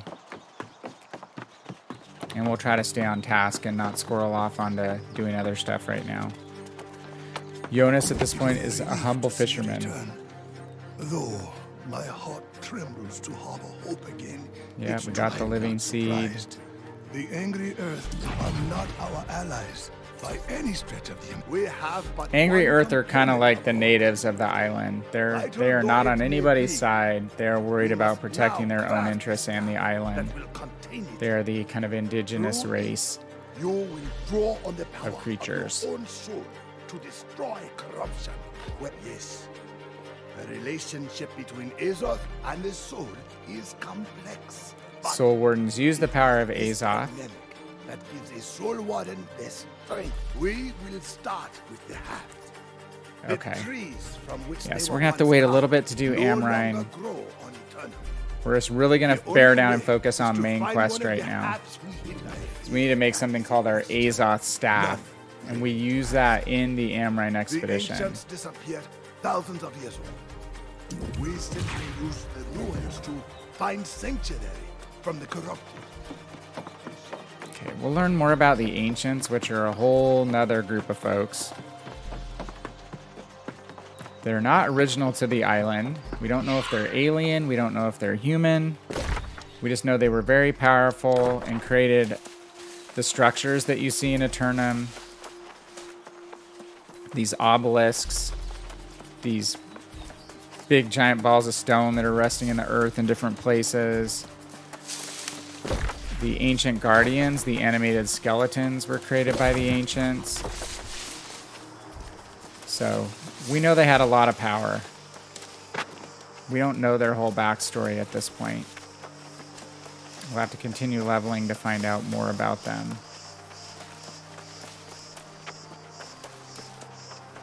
I'm just going to take a path to our objective that takes us by a few iron veins. Shocking. Shocking development. We should be actually chopping a few trees so we have some charcoal on hand. Someone's asking in general chat, when do you choose a faction? We did that on the last stream, and that is level 17. You come here to Everfall, and you can pick up the faction quests, which have been completely reworked in this new release, this new patch. They're much, much more immersive than they were before.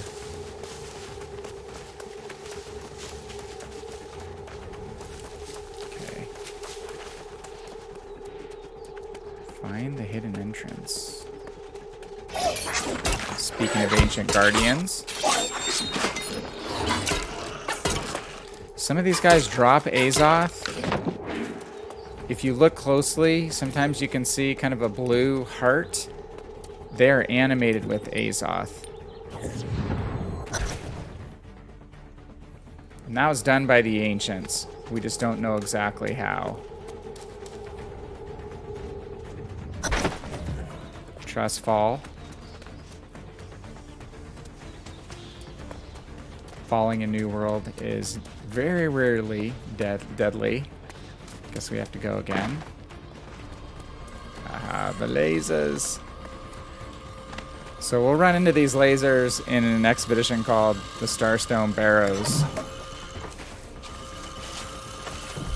These are a lot easier to navigate than the lasers in that expedition. You can crawl under them just by crouching down sometimes or crawling underneath. Crawl again. We'll go ahead and eat some food. Eating some food is gonna... Oh, it won't let us eat while we're crawling? Okay, let's keep crawling all the way through. This area is totally new. Kind of fun.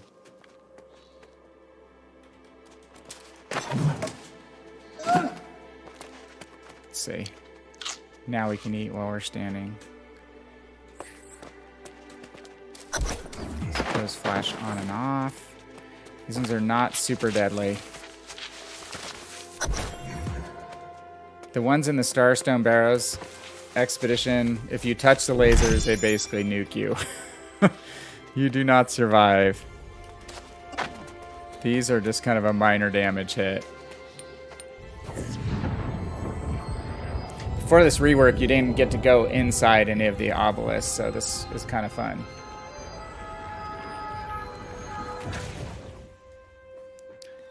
Okay, so that's all there was for that.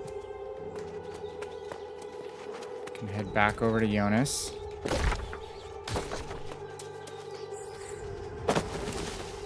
Yonas used to be located in Windsward, but they've got some of the Windsward starter quests basically replacing his initial fisherman's hut.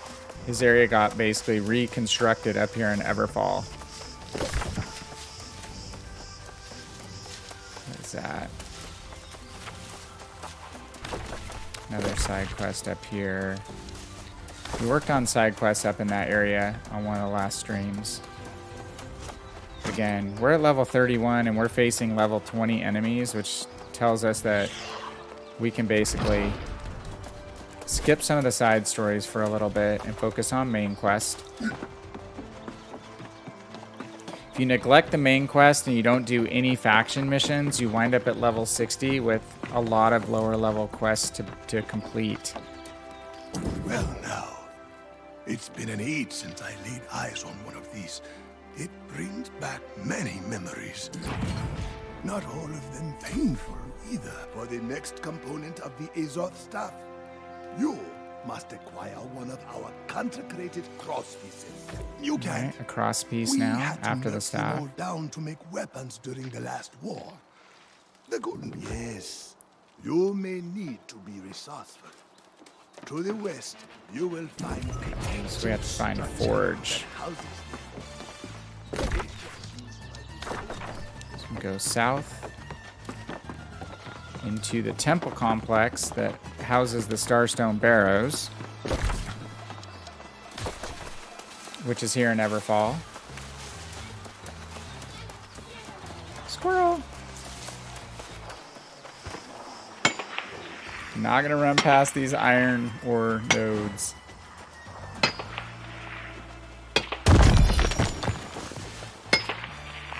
How much you get is not completely proportionate to the size of the node either. Oh, there's more over there.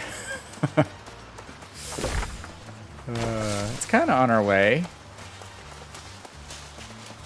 Just joke with friends from my original company that this game is just like you want to get from point A to point B. You think it's going to take you like 5 minutes, but it takes you a half hour, an hour, because you just get pulled off on all these little tangents.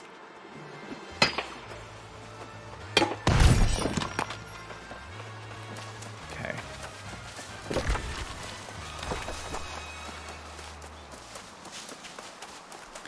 Note in general chat, Turkey has been sighted.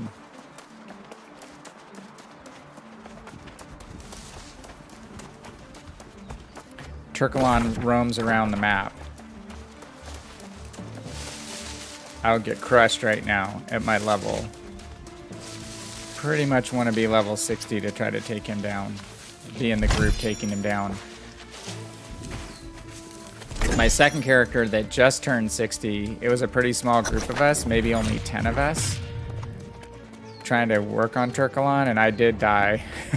Just once, but he gets a little angry and pulls out a few special abilities before he dies. Gets a little more dangerous.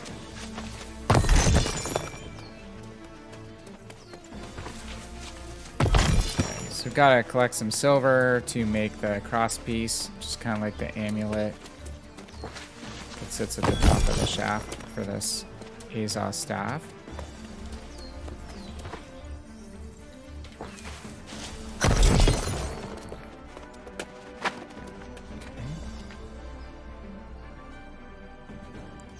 Access to the inner sanctum. Probably up above. Okay, any white splotches on these rocks indicates that we can jump. I'm gonna pull a weapon out, and then if I use right click when I jump, it helps me grab onto ledges and other areas I want to traverse. If you don't have a weapon drawn, you don't hold down the right click, you will not be able to grab onto as many things versus using that technique. So what do we want to get to? Do we need to get up above? I want to get inside. We have to climb higher.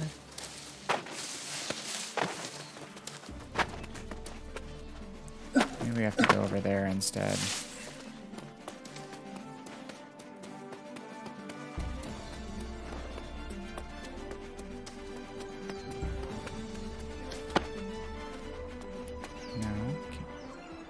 Need to get up on there.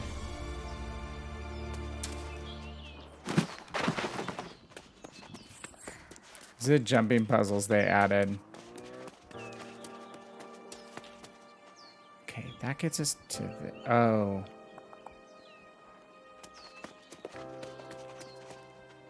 Okay. Let's try lighting these.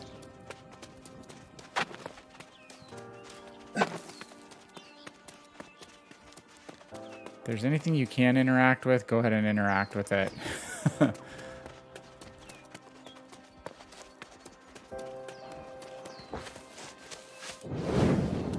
Just didn't notice at first that you could interact with these guys.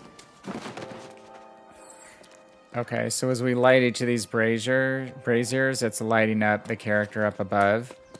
So that hopefully is going to unlock the door for us.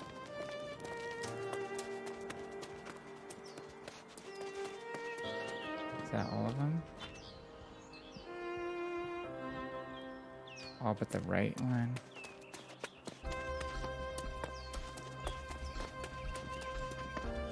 There's one more. Hey, made a special sound. Oh, door's opening.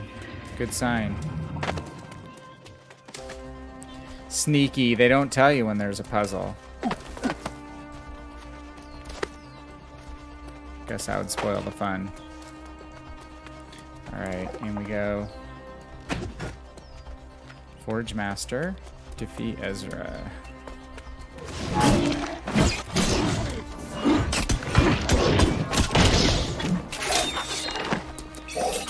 Warhammer would actually be the best weapon to use on this guy.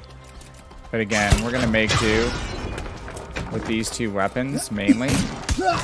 Just so we get as much expertise on them as possible.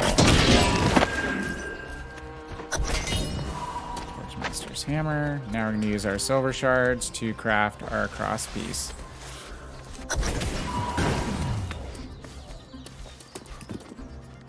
Okay, back to Yonas.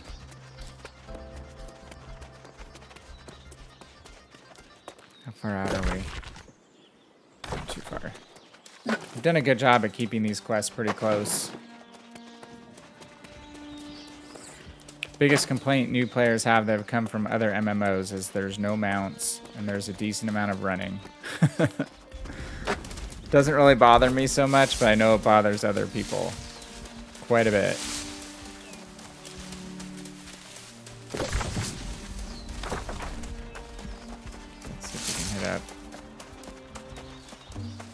Take a little bit of a roundabout here.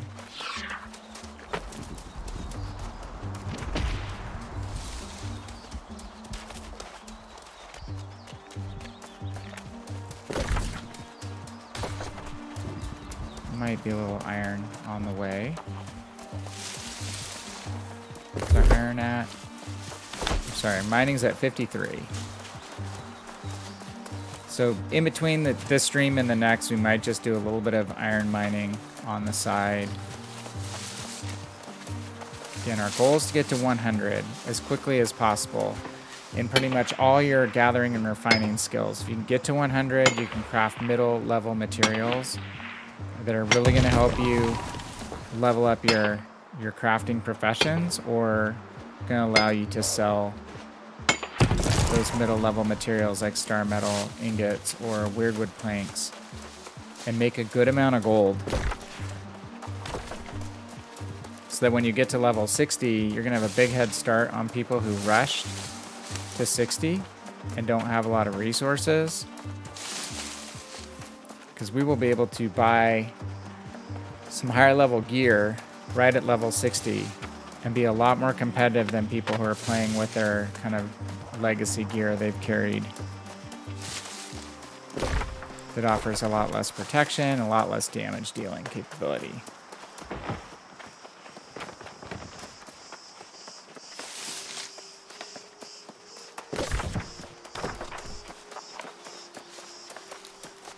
Alright, we don't have to cross the bridge this time.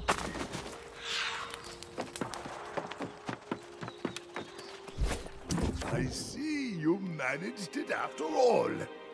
A fine crosspiece, Ezra.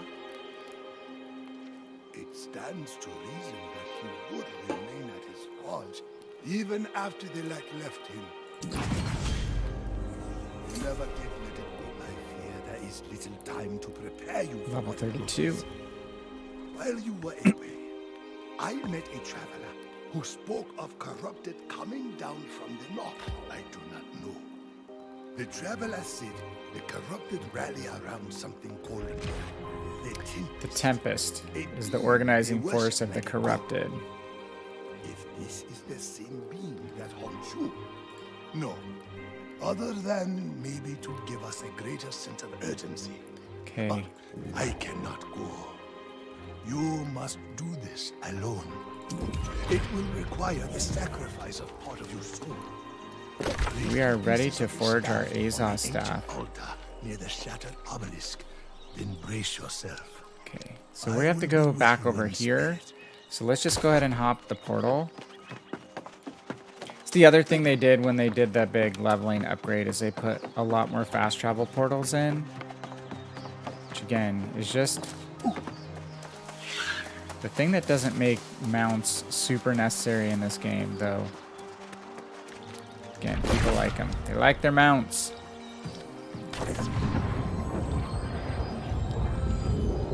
One other thing that I did in between this stream and the last is upgrade my gathering tools. So when we get to our other destination, I should have mentioned that earlier when we were in town. But around level 18, you can upgrade from flint to steel, where we're at right now. And then about level 38, you can upgrade from steel to star metal tools. So these have now 2 perks each and 350% gathering speed increase roughly. I like having Azoth extraction because that takes Azoth out of the things that we mine and harvest and fills up our bank down here for fast travel. That speed boost is just really, really key if you want to save time while you're leveling your gathering skills.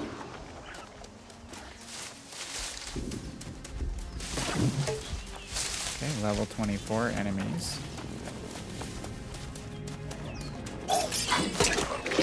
Getting a little higher, back a little closer to what our level is. So now we're going into a higher tier zone. This is the Starstone Barrows Expedition. If we run here and just open the door, it puts it on our map. I think we already did that. And I just ran around and got all the fast travel points in between streams. I think we have to go up above for this quest, so the expedition is down below. Okay.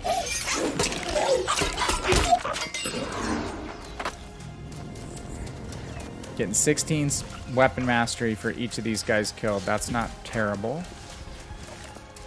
If we're in a low level zone, killing a level 8 mob, it's basically like 5.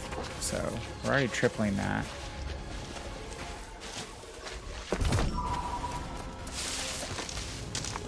And harvest over here. Our harvesting's over 50. over 60 even.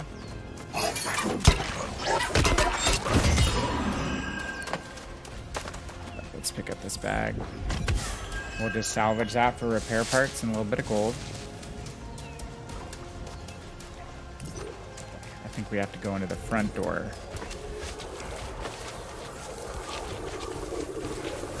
Let's do this Azoth staff quest.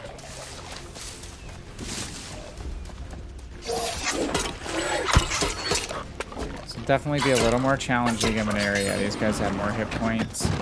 They can deal more damage. We're just level 20 enemies up in those mines. Keep triggering that greatsword defensive ability too fast. Want to let them hit that shield a few times, and then they receive more damage. We click left button again and activate the explosion.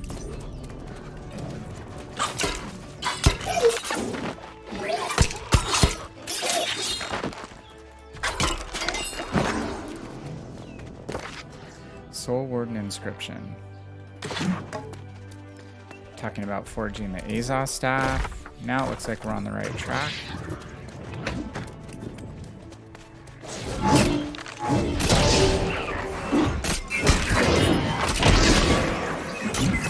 Greatsword crits, it hits pretty damn hard. Okay, let's try this. Let it hold. If you don't press any mouse buttons again, it will automatically trigger at the end of its charging period.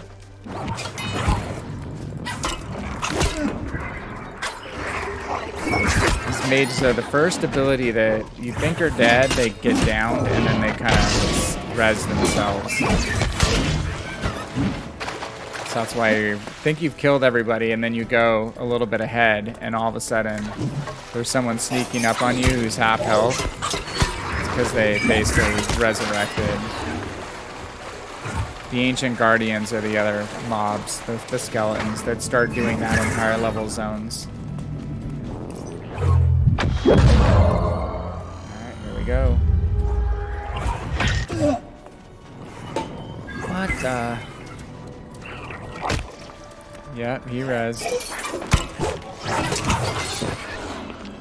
You kill them the second time, they don't come back. Look at that and bug my quest.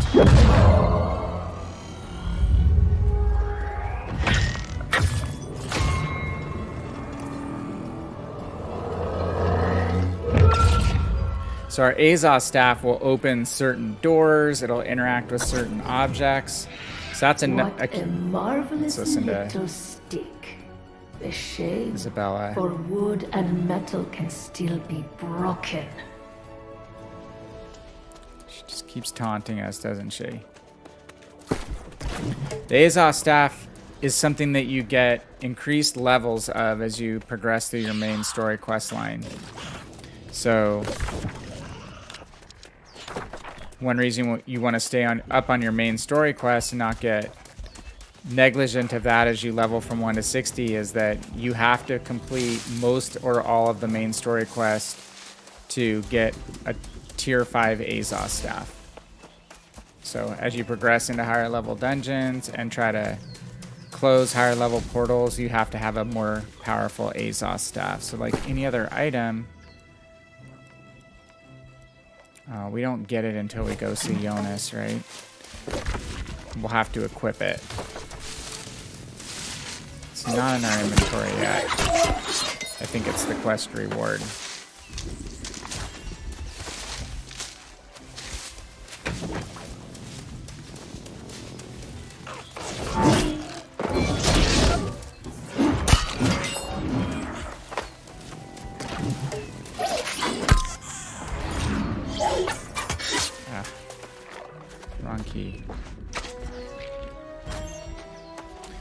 Rabbits will give you, on an infrequent basis, something called succulent rabbit meat, and you can use that to craft 40 constitution food when you get your cooking skills up high enough. Or you can sell each chunk of that meat for probably 50 gold, 40 to 50 gold on the trading post.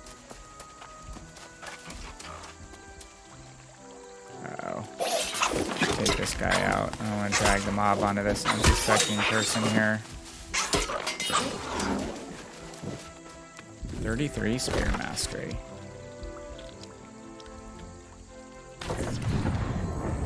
Okay, pretty soon, I think, once we have our Azoth Staff,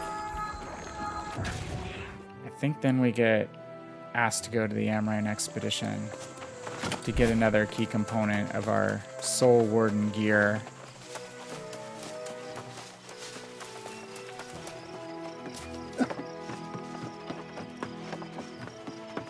Turkey is in Monarch's Bluffs. There's an alert.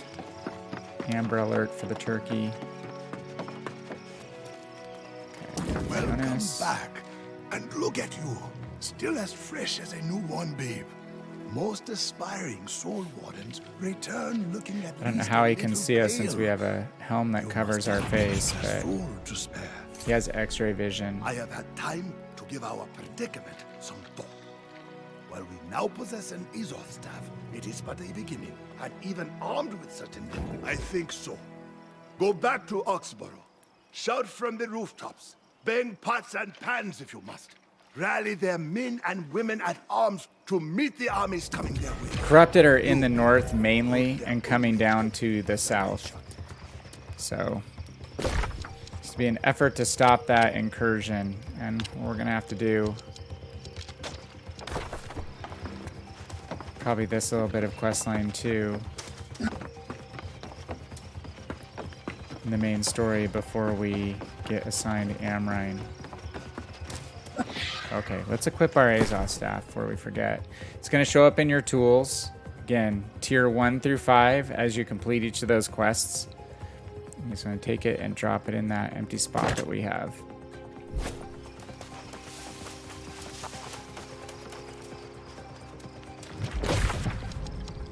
Back to the city.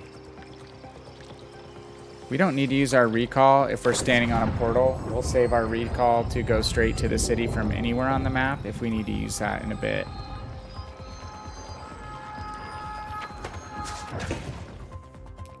Based on where this quest chain sends us.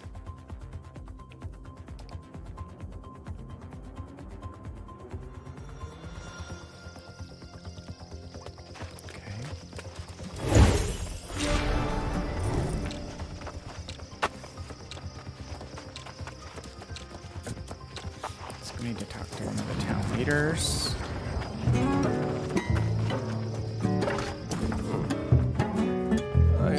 If you don't know how to use musical instruments, you don't need to play it in the city where everyone's hanging out.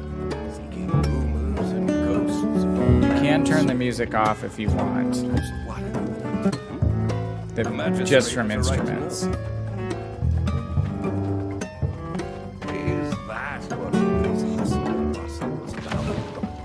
Talking about the magistrate's talking about mounting a defense of the city. Our guards are the finest in Aeternum. Let's, before we forget, drop stuff in our locker. A little bit of an error. We didn't like where we were standing in the bushes. We don't need this weapon. Forge Master's Great Axe. It's actually a decent great axe for level 3, tier 3. Let's drop that in the locker. We're not going to use a Void Gauntlet anytime soon. Oh, and we got this Soul Warden ring, so let's compare it to what we've got. Con and Intelligence, Siphoning and Sacred. We're going to stick with the 12 Con ring. This is a ring more for a healer, because it's going to siphon mana when you're attacking, and it's going to increase your outgoing healing effects. So probably not a ring we will wind up using, honestly, unfortunately. Okay. Whoops, wrong door. Gotta talk to Grace again. Grace is back. And I forgot, guys, to actually throw on a musical buff while we've been gathering.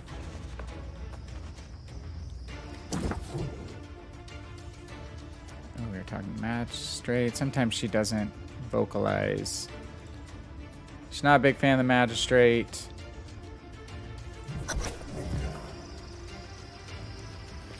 Wants us to talk with the constable instead. He's the guy up on the stairs. When I first had the music skill come out in the summer medley fair, I practiced a lot out in the woods for the animals near the medley fair event stations. Not in town.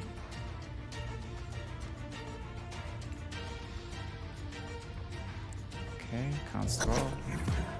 Warning her about the corrupted. Now we need to go talk to the captain of the guard. Oh, ever since you went in search of your huntress, I've been plying everyone with a modicum of power to Everyone's preparing for war. That you are still standing here suggests that. And we now have this Azoth staff. It feels too good to be true. Here we are, teetering on the edge of Kind of like the disaster, Jedi, and no you one believed they were still conveniently around. at the answer.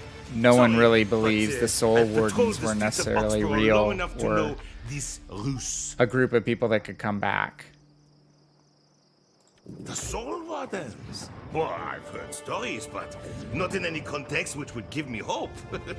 But Okay, we by have to all battle means, the corrupted if in the you want farms battle to the the corrupted, north. you'll find them at the farms to the north. I won't be holding my breath. And we're actually going to get to use our Azoth staff. Whereabouts are we headed? Oh, we got a quest we can turn into this guy for the bear that we took out. Let's just jump to this fast travel.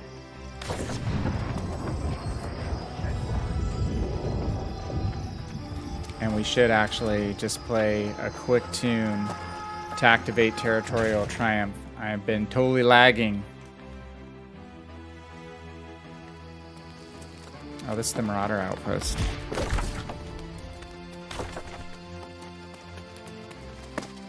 Who needs to use the stairs?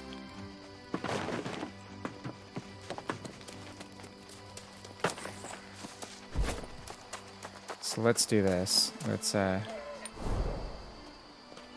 a performance. Whoops. We'll set our level.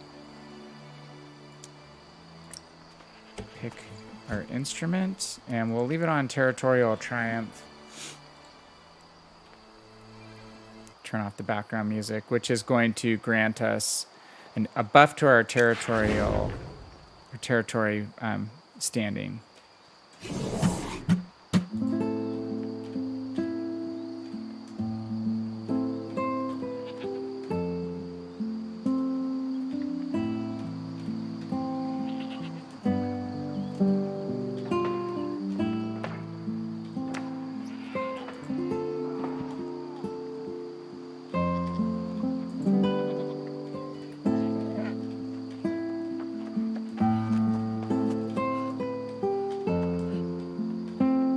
Song's a little long.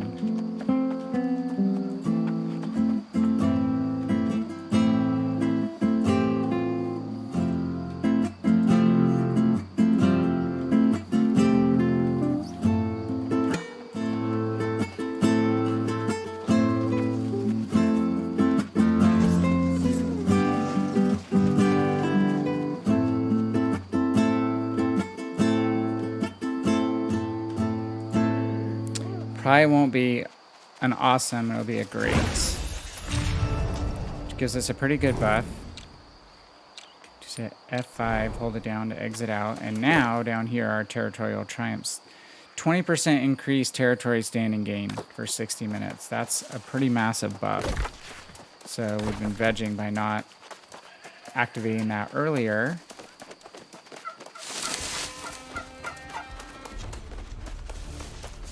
Better late than never, right? Okay, so the guy wants to go kill the bear. So this 175 of standing will be increased now by the 20% of our buff.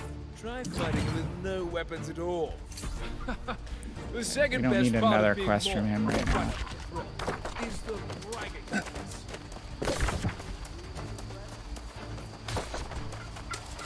Game work we're pretty much cooking tonight. We've got 3 levels already.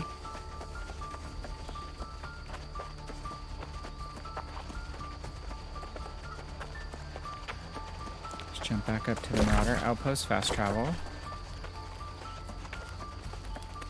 Loving the new outposts. Things are so awesome.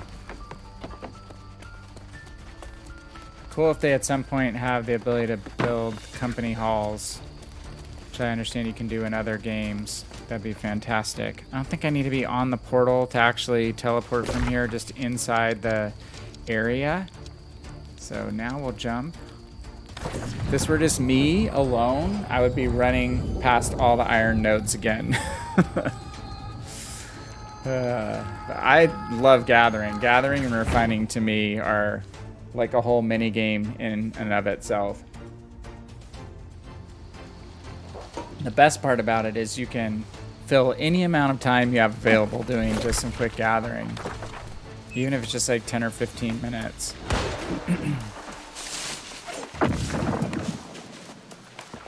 Quick detour. We're close to 1 iron node here.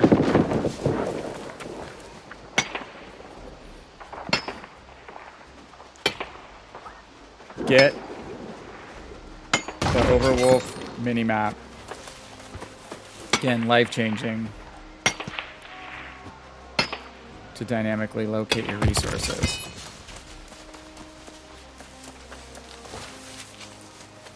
Got some pigment, which we can turn into dye. You can dye any of the armor that you collect in-game. You can't dye the skins that you buy in the shop. At least not yet. Transmog is the other thing besides mounts that people are really asking for. The third thing being gear set management. Supposedly they're working on all 3.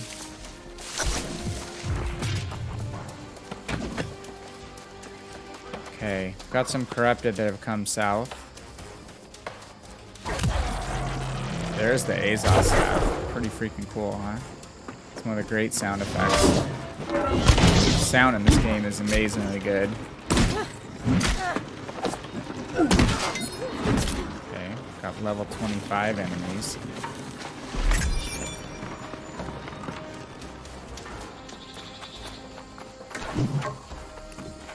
Any of these guys that aren't wearing armor, the spear is going to help take them out really quickly.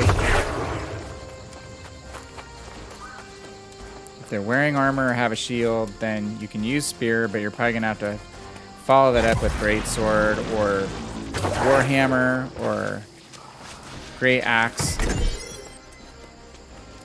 to take them down quicker.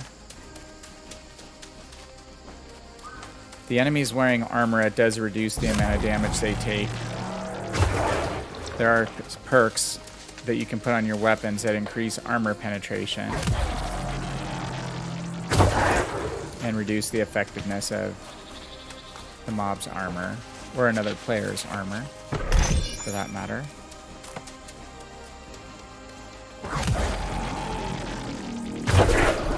Great sound effect, great visual. We gotta get 10 of these corruption gross taken out.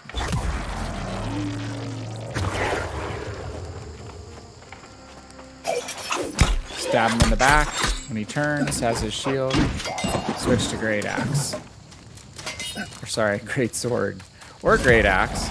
Great axe has good crowd control abilities on grouped mobs. Some different spinning attacks, mainly. Again, this guy's got no armor, so spear is going to work great on him. Switch to the greatsword, which has more active abilities. Again, because he has no armor, we'll take him out fast. Is that another player? Another player. Oh, nope. There's a ranged. Where's the ranged mob? There he is. They love to pair a ranged mob with a melee mob. So if I have preference, if it's a ranged mob that does a lot of damage, I'll go kill the ranged guy first, and then come back and take care of the melee. Put another one. See if I can close this before I get shot. No. Do it again.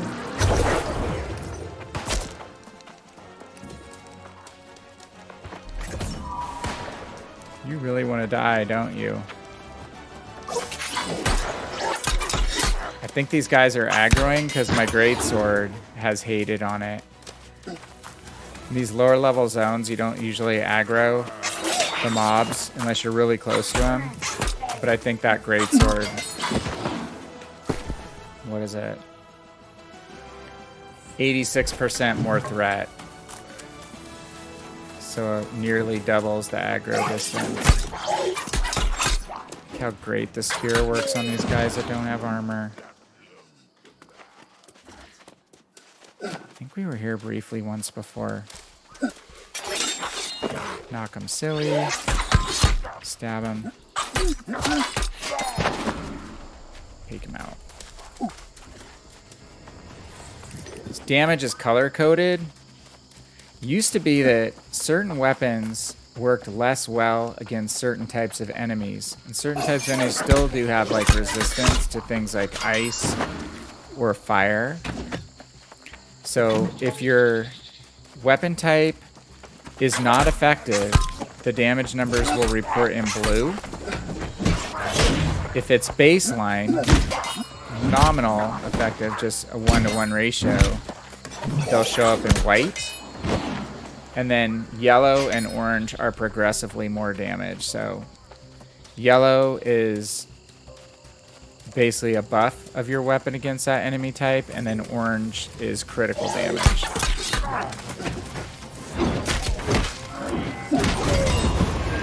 Awesome. You only have to hit an enemy one time with one weapon and then switch to the other, and you'll get credit for both from a weapon XP perspective. Ooh, Hyssop. Arcana and cooking also level your territory experience. And herbs are the baseline component you need to make most potions in the game. So you definitely want to harvest those blue herbs when you see them, and on an RNG basis, random basis, sitting in with those herbs is also, or sorry, the hyssop is herbs for cooking. Okay, these guys are ranged as well. They throw an axe.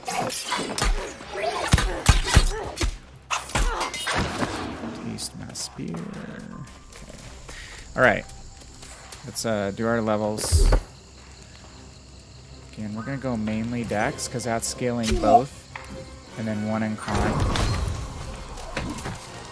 That greatsword, man. Aggro's the heck out of these guys.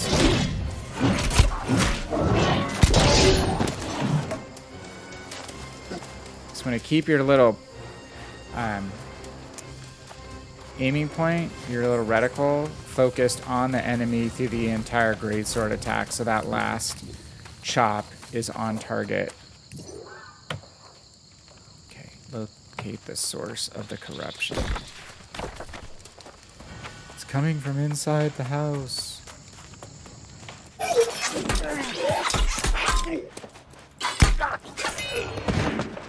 It's an old movie about a babysitter who's being stalked by a stalker who keeps calling her on the phone. And the big reveal is that he's inside the house. It's when a stranger calls. Okay,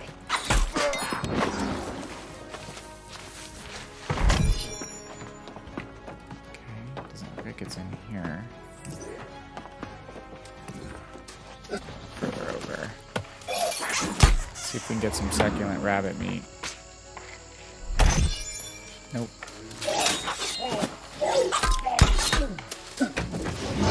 So we've got a level on spear, so let's use some greatsword.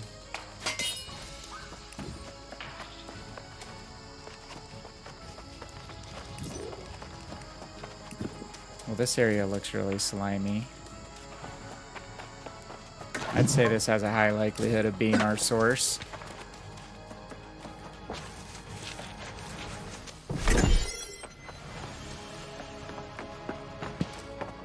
This is all new, which is cool.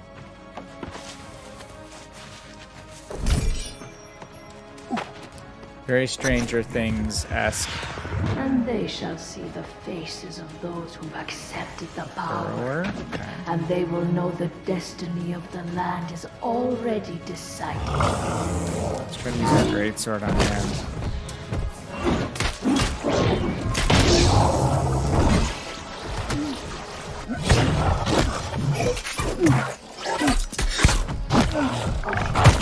A little bit of spear.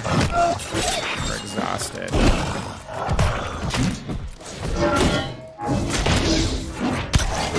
Jump away, he blows up. That's explosive next to their nameplate. It means when they die, they will blow up and deal a pretty good amount of damage. Raise your fist to the stormy sky, if you must. You are small, insignificant. You do not have to remain so. Give in and join us. Darth Vader, I mean, Isabella. Constant companion. Just can't let it go. Okay, just want to see if there's more than one crate. Is that it? There's usually a bigger chest if you take out a larger mob like that. There it is. It'll almost always be bigger than a normal basic chest when you take out a mini boss. Hey, we got a greatsword with a gem slot. Let's get out of this corruption area.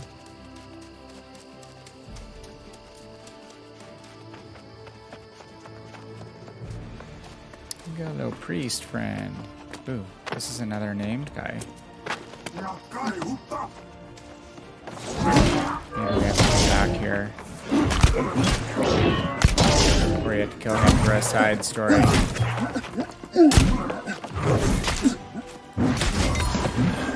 $70 greatsword mastery. Not bad. Rabbit, get out of here. He's gonna die. Okay. Sheathe this weapon. Okay, let's do a couple things. Let's upgrade our spear. Getting this skill tree pretty well fleshed out. I pretty much go the entire impaler side. Zoner is awesome with javelin. Javelin is super fun to use, but I tend to stick more on this side. I'm going to increase it 10%. Rend is damage absorption by the enemy. They take more damage. We also have Rend on our greatsword, so maybe I don't need to invest in that yet. That's a longer bleed. Extend the duration of your spear debuffs by 20%, which is a good one. Let's do 15% increased damage against targets with 30% or less health. And we didn't level up. No. Okay.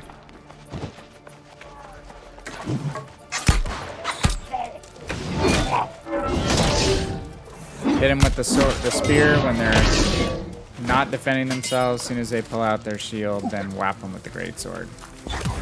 Works really well. Okay. Alright, so we need to go back to see Yonas. So the quick way to do this would just be now to use our recall the inn, which we saved. Head back to town, and then we can portal over to Yonas and drop some stuff in the locker again. I don't know when we're going to be able to do Amrine, if we're going to be able to get that tonight or not. And then we've got to get a group. But being a fresh start server with a lot of players starting at lower level, it should be easier to get into an expedition group than on a more mature server where a lot of the players have run the early stage content already. Hey, someone who actually can play.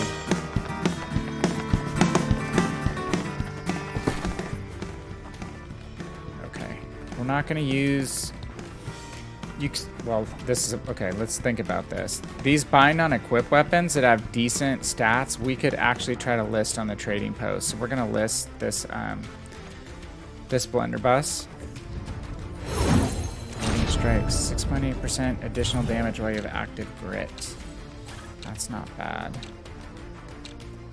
That's a 300 versus a 330. 414 damage versus 385. We are definitely gonna upgrade this guy.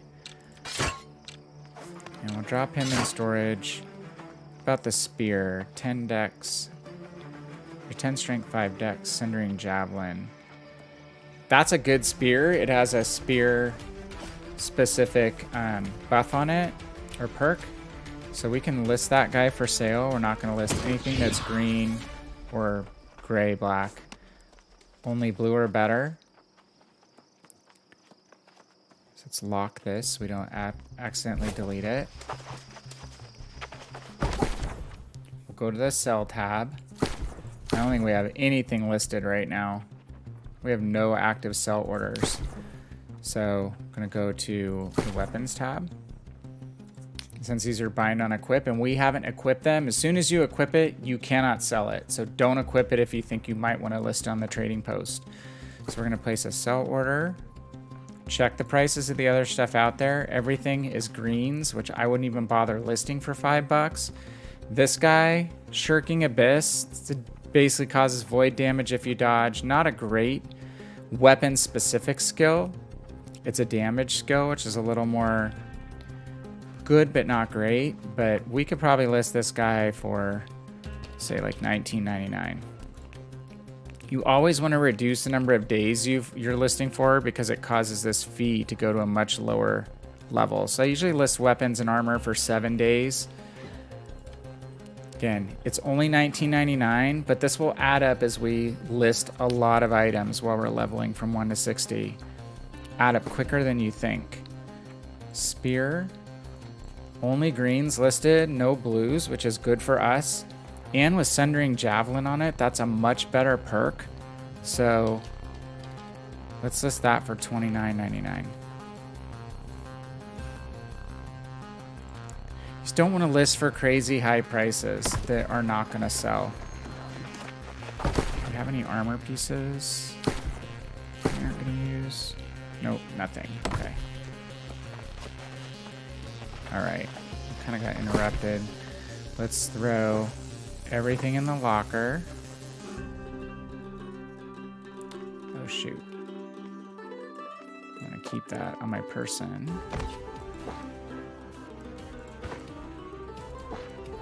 We're gonna worry about sorting all this inventory when we get to a higher level. We're not gonna deal with it right now, but we will do it at some point. Talk about the best and most efficient way to do that. So this opal that gives you Gambit 1, 6% damage buff when your stamina is not full. I like it in the Great Sword as just a starting buff, just like I do in Spear. So I bought a couple flawed opals for 3 gold each, not much. It's the lowest level gem. But some buff is better than no buff.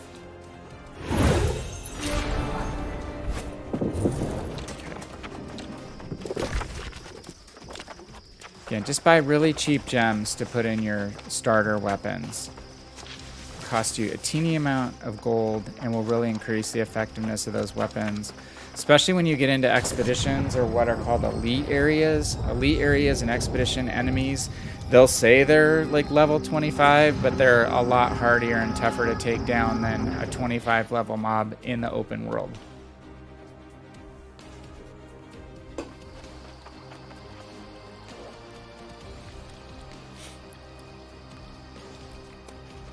Okay.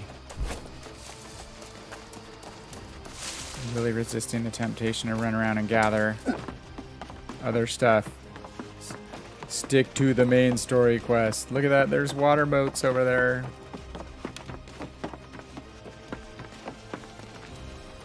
Ah, the staff has done its work.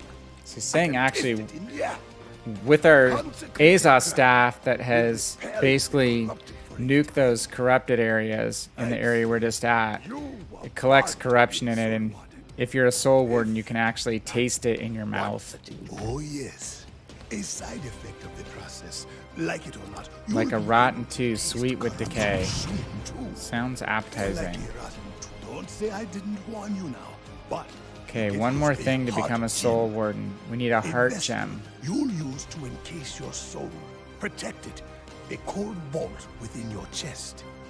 And Amrine the place Temple. you'll have to go to get one is a cold vault in the earth. It was once a sacred vault, but long abandoned even during my prime.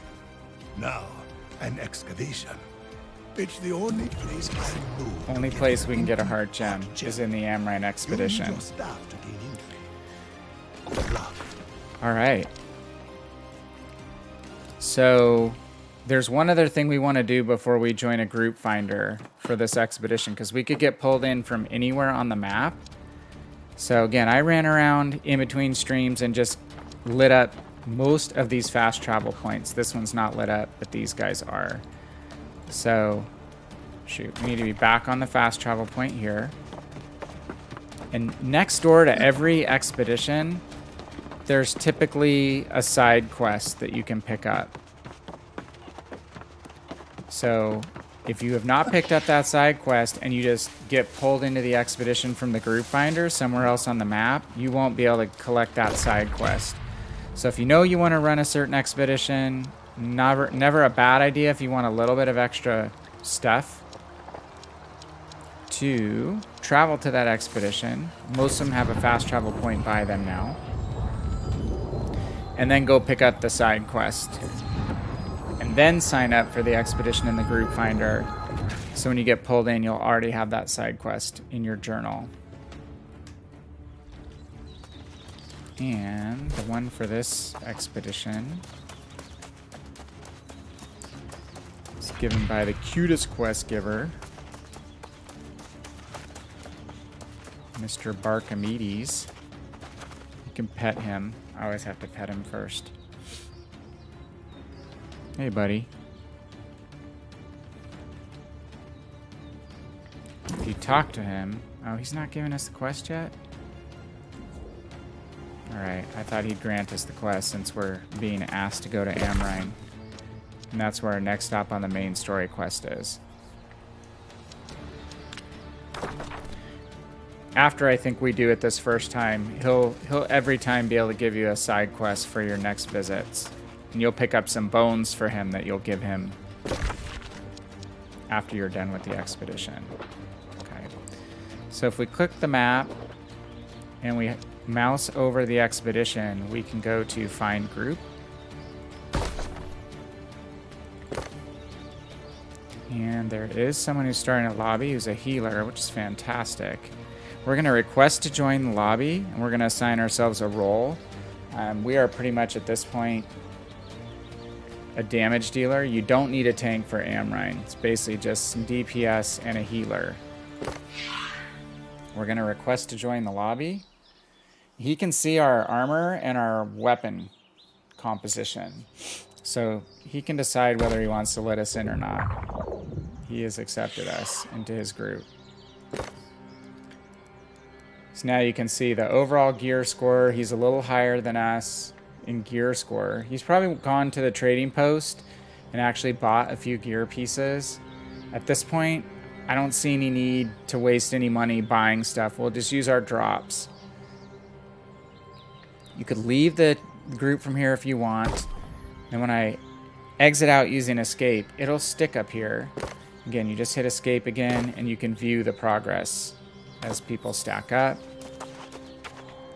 In your chat window, you can go down in the lower left, which is covered by my camera. Let's turn that off for a second. You can go down to your chat window and you can actually pick a chat specific to the lobby that's organizing for this expedition.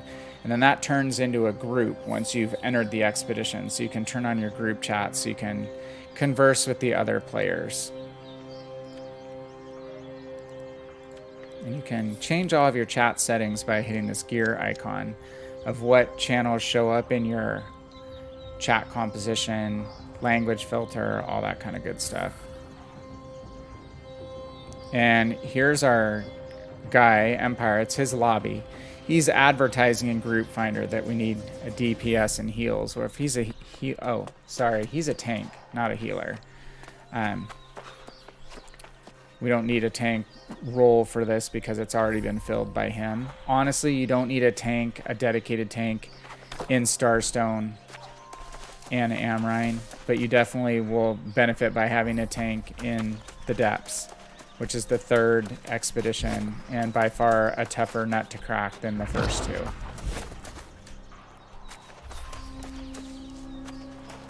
Alright. So, what can we do while we're waiting? See if we can collect some resources. We've got supposedly some metal in this area. There's Empire. We'll wave at him.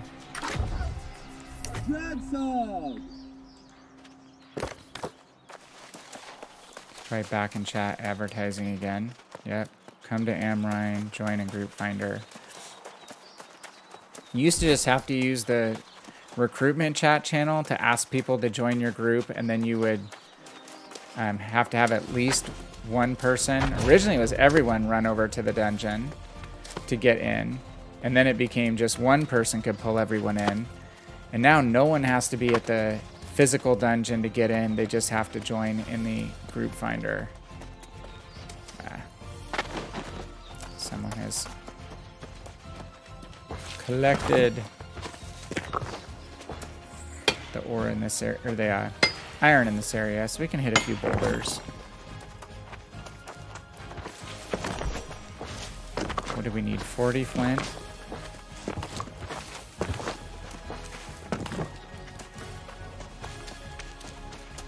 Multitasking, the name of the game. And we're leveling up just by running around and gathering flint. Love it.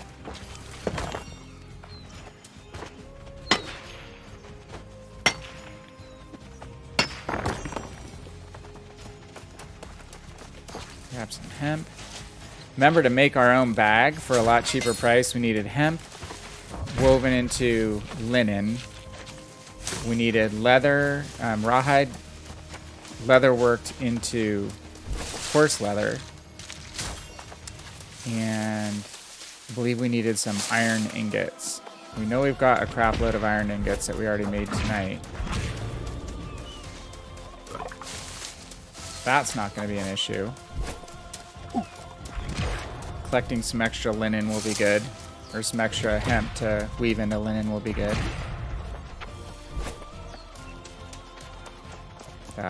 We're not at 100 gathering, so here's silkweed. Silkweed allows you to make infused silk, which is on par with star metal ingots and weirdwood planks for crafting, or again, can sell those refined materials for a good amount of coin. So there's some iron down this way. Let's chop a few trees because we need to make some charcoal.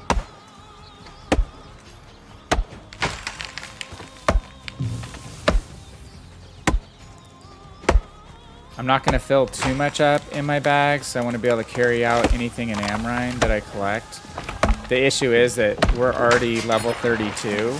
The lowest you can go in Amrine, I think, is level 24, level 25, so the gear we get out of Amrine is going to be kind of hit and miss. It's all going to be bound to us. We're not going to be able to sell any of it, I don't believe, or very little of it, and it may not help us a whole ton with regard to level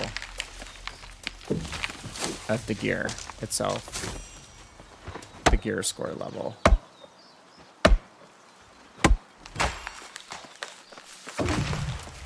Okay, straight ahead on these rocks. There's supposedly some iron deposits. And we are pretty close to being able to chop weird wood, which would be great.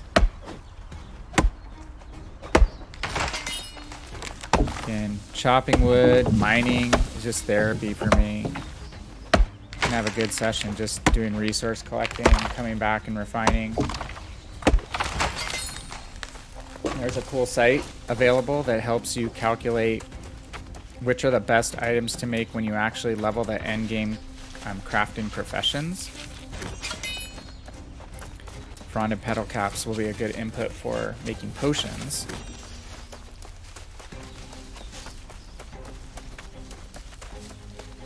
And fungal slime, I think, can be used in weapon coatings. There's more. Gotta remember to get the flint.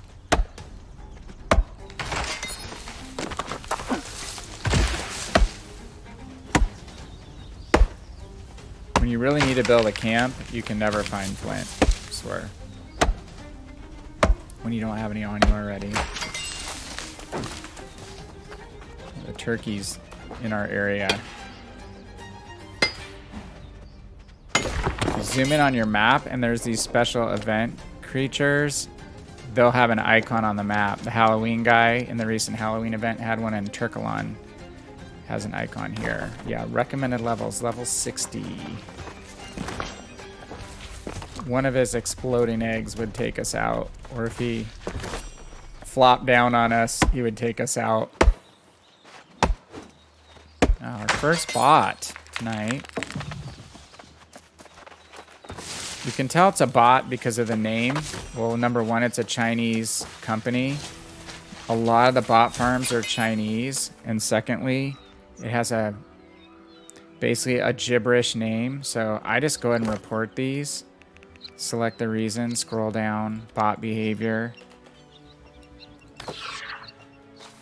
Submit that report.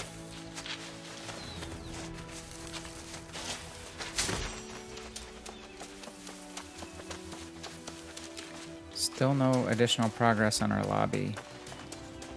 It's usually hardest to get a tank and a healer, so we could run it without a healer and just use potions to heal ourselves. Or I think our greatsword already has... Oh, we got a better amulet. Let's do that in a sec. I think our greatsword has at least one perk that restores health on it. Let's see what we got. Oh, that's a health buff. We definitely want to upgrade. Okay. Let's take that. We're going to unlock this because you don't need to carry the weight if we're not going to keep it. Control L to unlock. Control C to salvage. This one has the same amount of constitution as the other one, or a little better, and it increases our maximum health by 6.1%. So let's look at this 4,000 XP. Boom. 4,600 XP. Sweet. Be good before we go into the expedition. Okay, where's that iron at? There's a few note pages. This newworldminimap.com. It also lists resource pages. It lists chest locations. And I just go ahead and highlight or grab these and then go back and read them later at this point.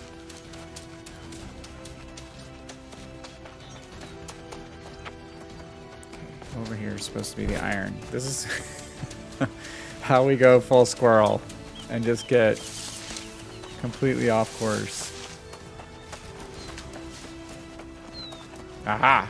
See the iron. Oh, got some pigment.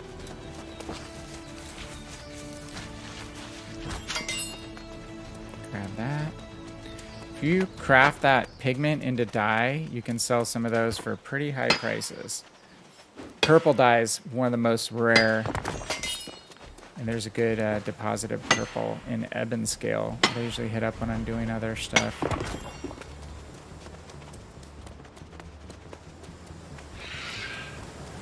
I might have to start messaging in global chat about this lobby. Don't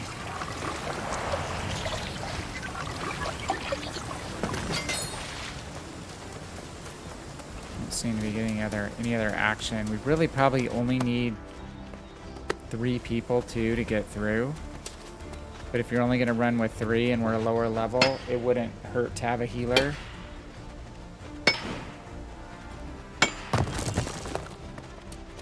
Ah, got another DPS. Just flashed up here. It's got a second DPS.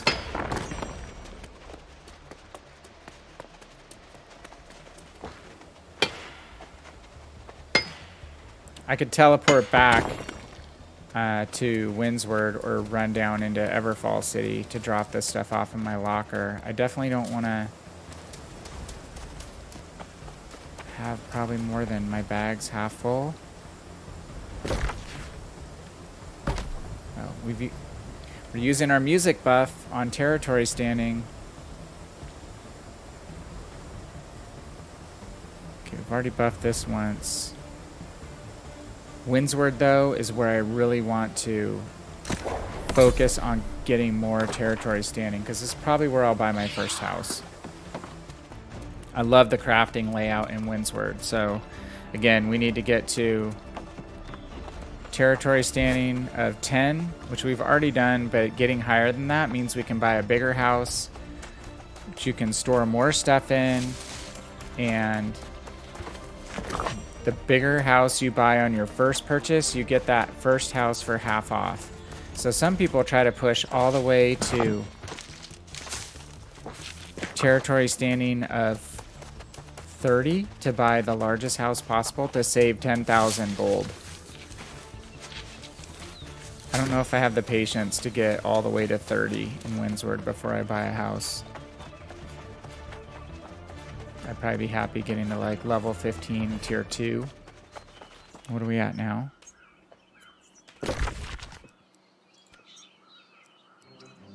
Ugh. Yeah, Windsward, we're at level 3. Because it wasn't our starting zone. Painful, painful, painful. Something you can do is go and complete all the starter quests in the second starter zone.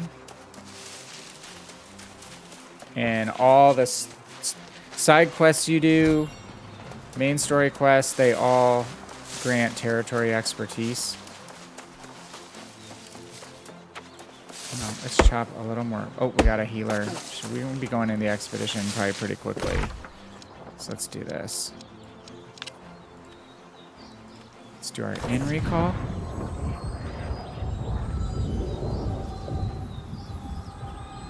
Could have run down to the city, but it'd take me a little longer than just fast traveling. Almost in the expedition. We've upgraded our weapons. We've put in our best armor that we have. We upgraded that amulet. We've got better potions and better food.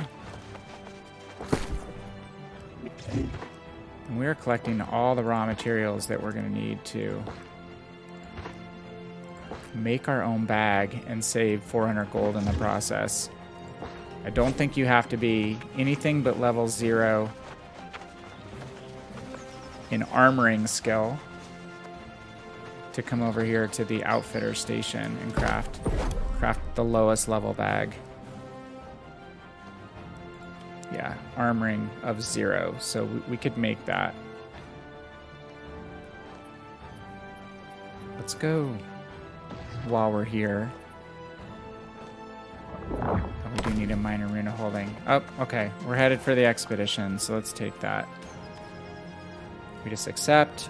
We're only gonna have 4 out of 5, but honestly, that should probably be okay.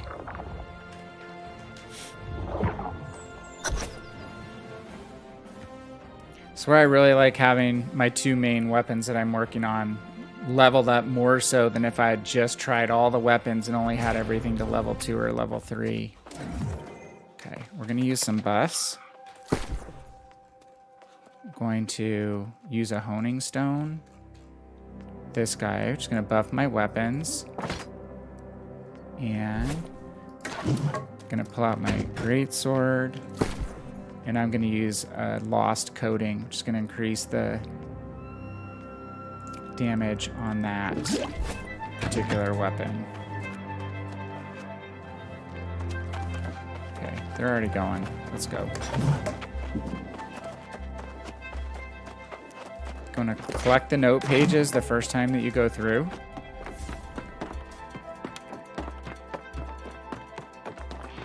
So impatient.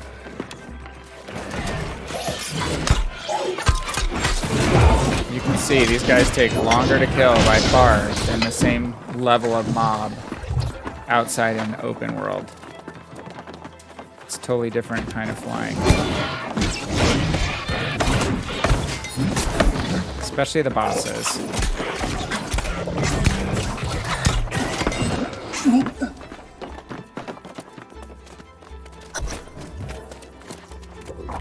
This dungeon layout is relatively straightforward. Starstone, the next one, has a lot of doubling back that you have to do, and far more complicated. Eventually you'll find your way through it, but I will die to the lasers in the process.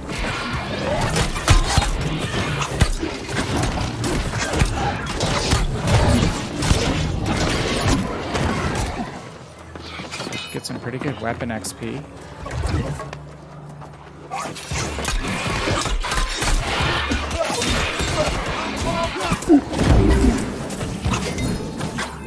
These piles of bones, you need to actually damage those down because they perk more of the zombie lost mobs.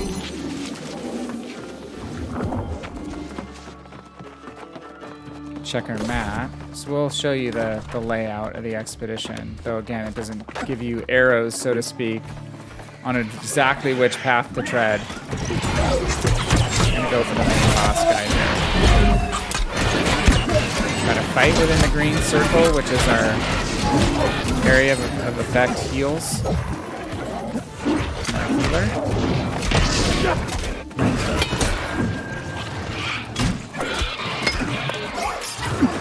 Guys have no armor, so spear is going to work really well against them.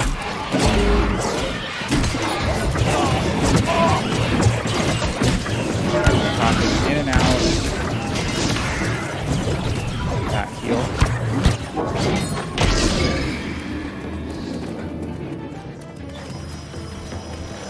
Never been a dedicated healer. This is where you have to have your tier 1 Azov staff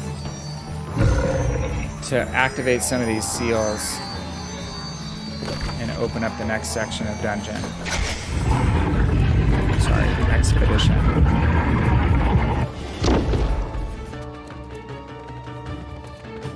Sorry about the music conflict there.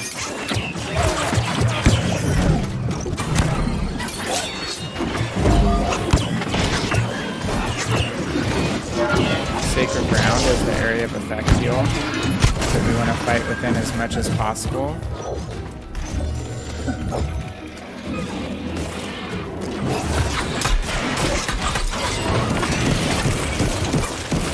Go for the boss.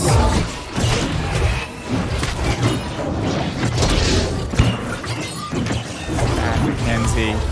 So he's fire resistant. It'll tell you if they're resistant to a certain type of damage. There's a little chest down here that you can collect at the base of this waterfall. It's kind of hidden.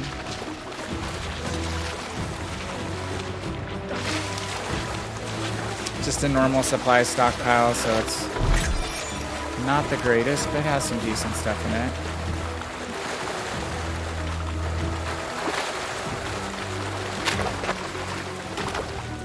it. And right click with your weapon drawn if you want to climb out easier. We'll not harp or mine the silver. Someone is. I really wanted to. These will be part of a puzzle that we'll have to do. Very simple puzzle.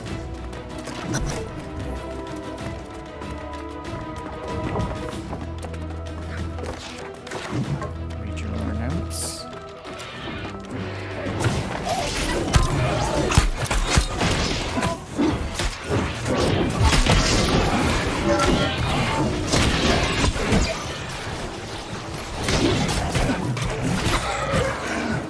Held that calamity counter that time. If there's a bunch of mobs around you and they're all hitting the calamity counter shield, it'll dish out a bunch of damage at the end of its charging up. Mini boss, try not to stand in front of them. Even if it's a lower level one, just real quick habits.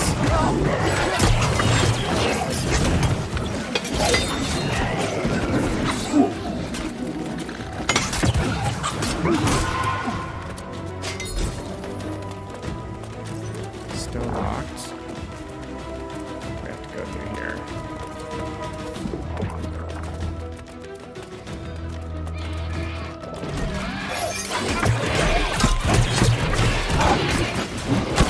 So target grenade and then go in for the big chop.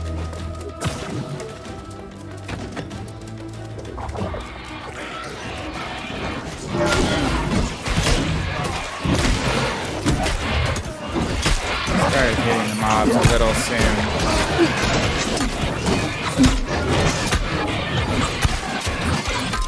You don't want to go in and hit the mobs before the tank has a chance to taunt and draw them to them. Yeah, you have to activate this, I think, to unlock the puzzles.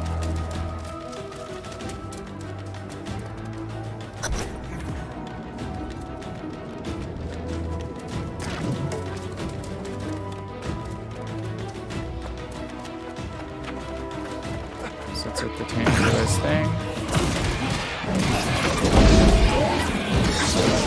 Where the tank taunts, the healer will usually drop their heal. Sacred ground.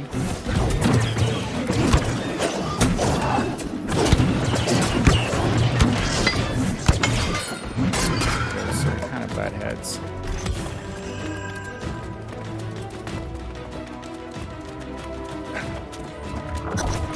Sure, our tank is Empire X, but they seem to be getting out in front, where this other guy's running out in front of him the whole time. In higher level dungeons, that'll piss off the tank. You know, jump down off these ledges.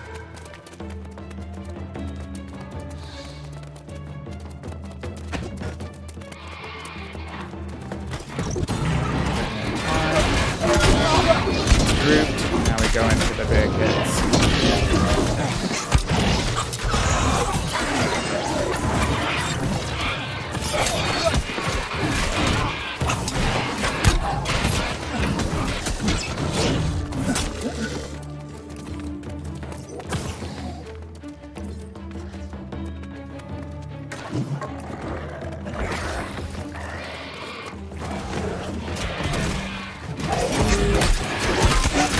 Spear can hit multiple enemies if they're all close to one another. Yeah, probably my favorite weapon, one that I use on the back bar with just about every other weapon that I've tried. I love it in combinations. Okay, we need to...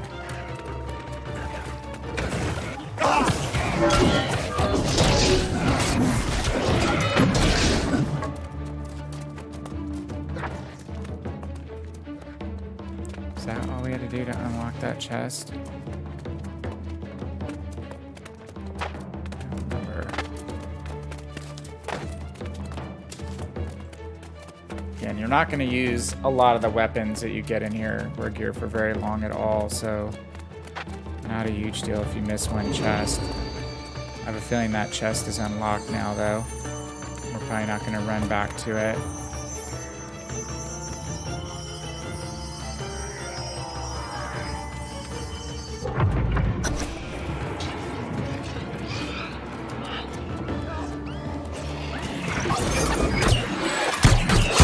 Guys are respawning.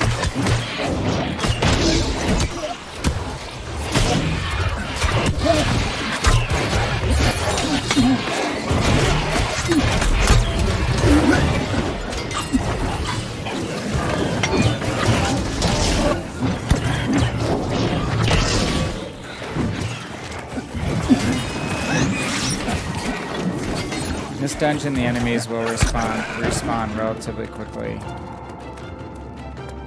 Back and get that chest now.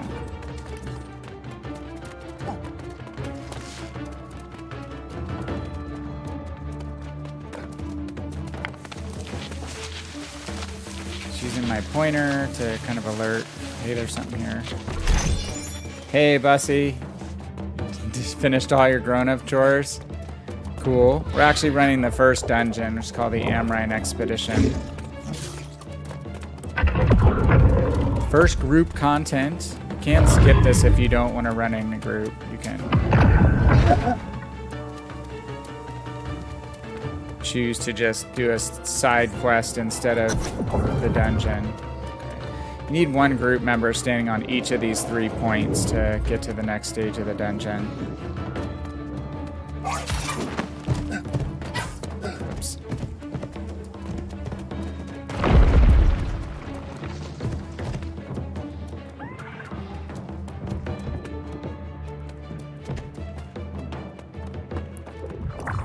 Need to go up, back up.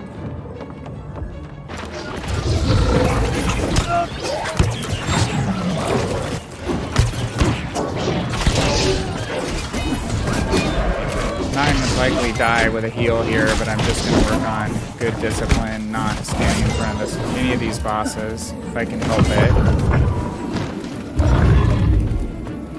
When you do hops on either the spear or the greatsword, it basically recharges your ability, shortens your cooldowns.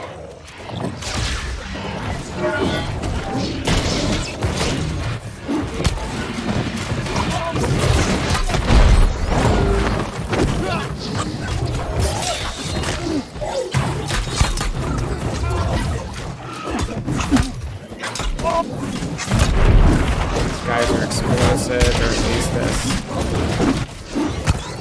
dragony dude is, so I'll have to be careful when he finally goes down. Let me hop out of the way. Avoid that blast.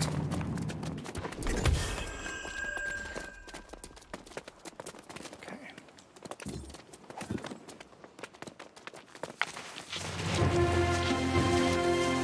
We're getting pretty close to the end. This isn't the longest dungeon by far. Oh, we wound up picking up a 5th person. I didn't realize that. I guess I've seen them.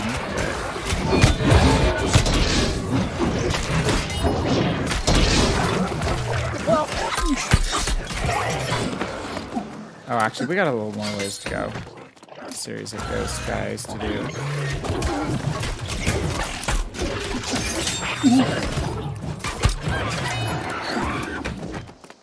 Pole kick gives a stun, which is kind of nice when you're working alone, especially.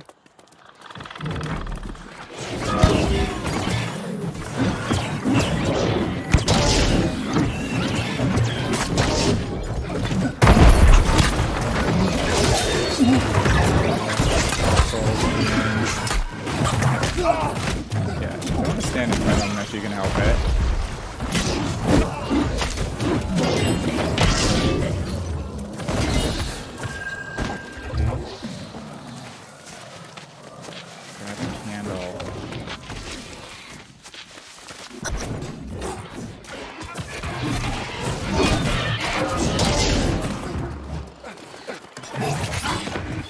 Nakashima. Basically, all the workers in this expedition have been turned into various kinds of boss. Either the ghosts or these Polish dudes. This guy summons like these ads. You don't want to break that chain. If you step through that chain with your teammates, it basically exhausts you. So you just want to stay right in the middle of this chain and keep whacking on them. Don't break that flowing chain.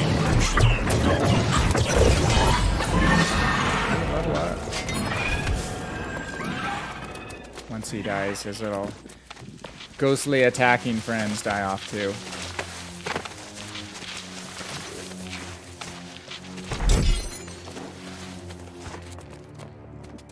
Okay, we got a nice ruby.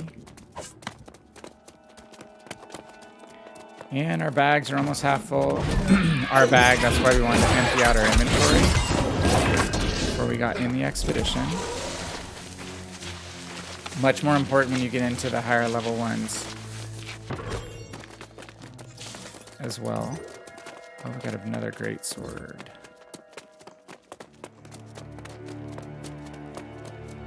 Of the soldier, which would be Strength-based greatsword. Attribute-wise.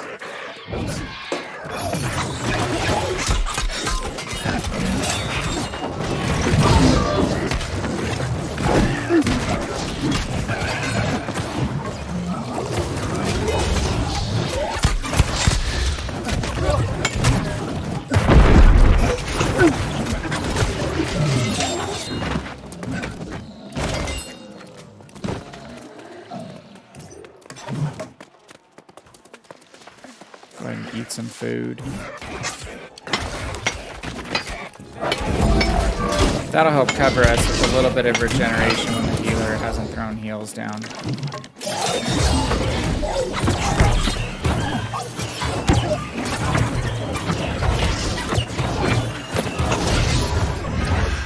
This is the only dungeon with lost enemies in it until the barnacles and black powder came out recently. Just pirate lost.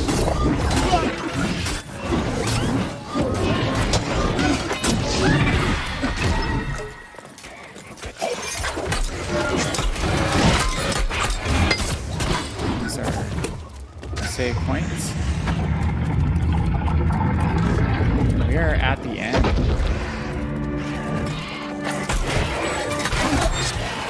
Not the toughest expedition, but a fun one for your first go.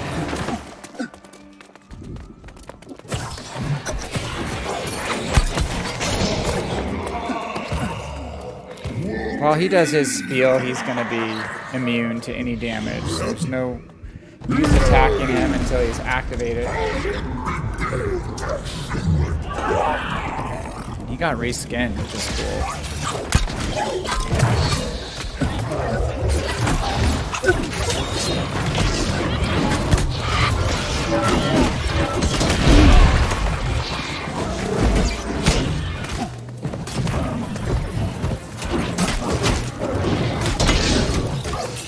Stab in the butt.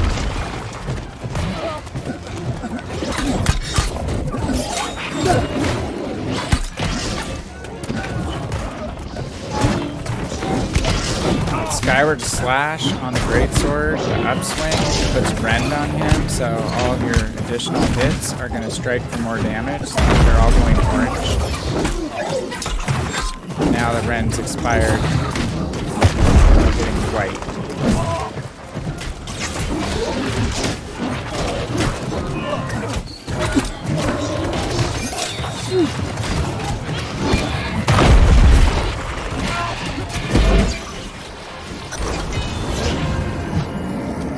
Dead. We got great sword level 10. Sweet.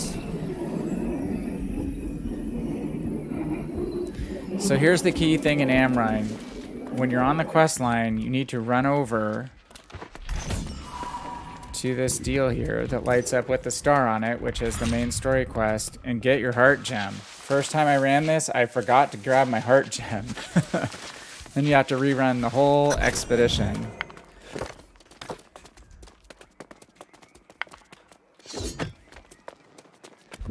If you've already got it, there won't be anything in there on subsequent runs.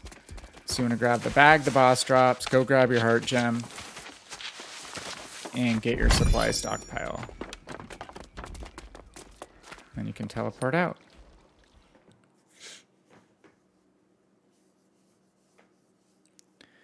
So a successful run.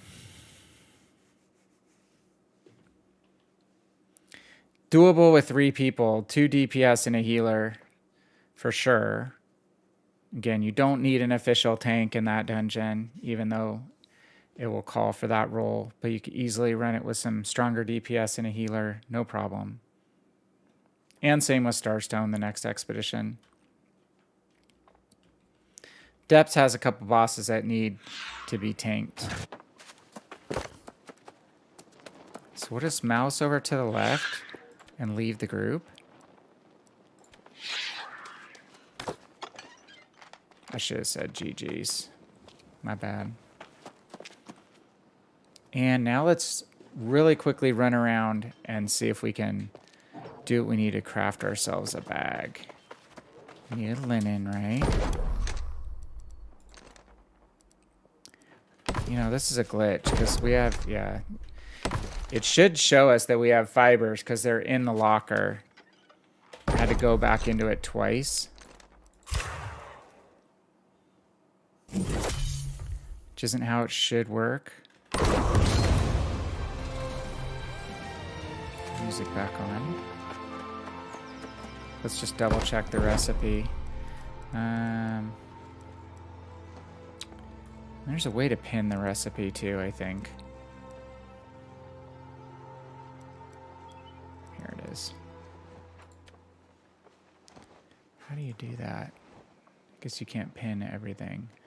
We will potentially have to go buy a minor rune of holding if we don't have that unlocked at the faction vendor yet. Let's check.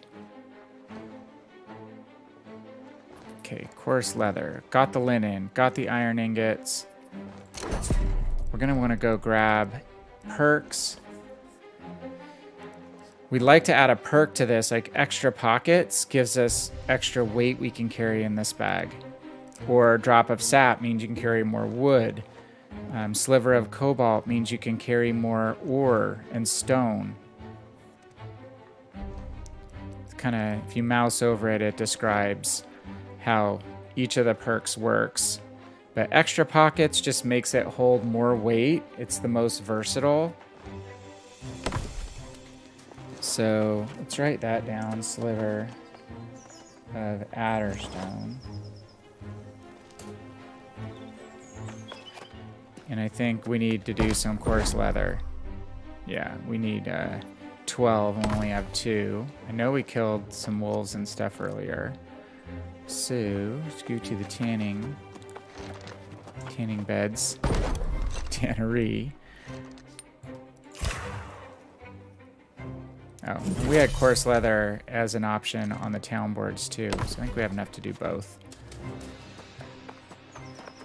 Let's grab that. Where's the faction vendor? Let's go visit the faction vendor really quick. I don't know if we have enough tokens, probably don't, to purchase a minor rune of holding. That's going to be one reason you want to join a faction, because you can open up this faction board and then buy rewards. You have access to this faction store.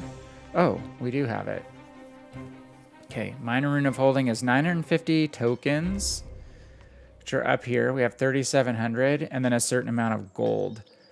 250 gold. So I wonder what those are selling for on the TP. Still a lot cheaper than 388 gold to buy the bag, the finished bag.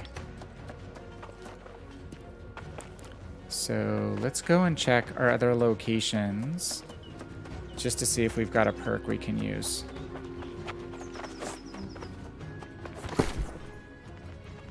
And let's also dump all this green stuff. We're going to just salvage it all. Don't even have to look at it. Just aim it's green or gray-black. Salvage it all. We did get some sacks of coins. Get that from the final expedition boss, I think. Again, on apparel. All the gear that's green.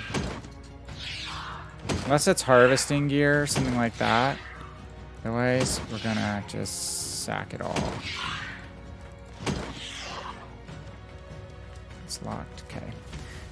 Got a couple different pieces of jewelry. Strength and slash damage. Mana recovery. We're not a healer. We're mage. And we're not a straight...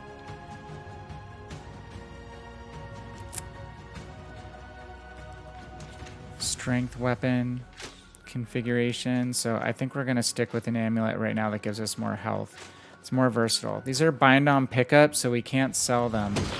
So I'm just going to delete them. Shirking nature. That would be a good great sword against any enemies that are susceptible to nature damage, which I think is lost actually, which is probably why we got it in a lost dungeon. But it's less damage than what we're carrying. I don't think we're gonna need it. It's bind on pickup, we can't sell it. So I'm not gonna keep an ice gauntlet right now either. Pants with luck. Strength and intelligence.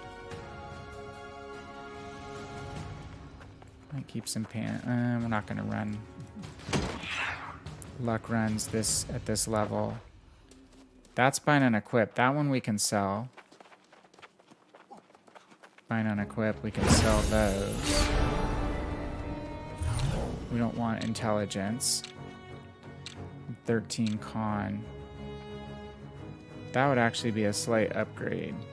Except for armor rating. So let's drop that over there. It's gonna lower our weight and our armor rating a little bit, but it gives us a freedom perk, which, like those trolls that were just slamming us and stunning us, that debuff would expire 6% faster. So those are a decent upgrade, and we could throw stones in that. Okay. If we wanted to. So we're gonna go ahead and nuke these.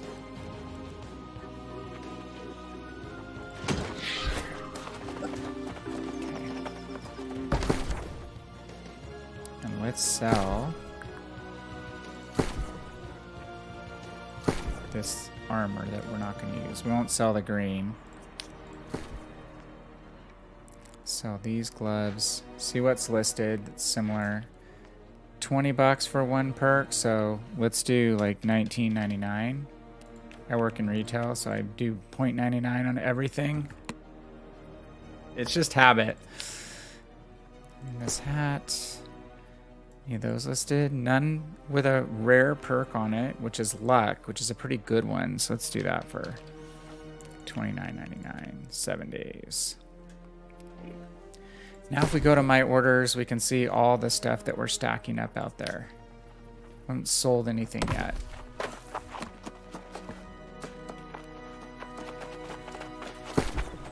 And let's get rid of this uncommon one. Any music we can learn? Nope. Okay. Back to... Oh, shoot. We didn't look for perks. So many things to keep track of. Okay. So, perks might be in Windsward.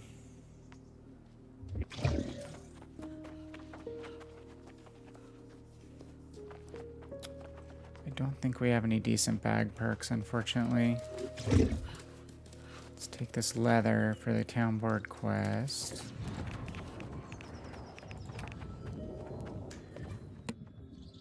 About in Monarchs. Oh, bunch of craft mods there.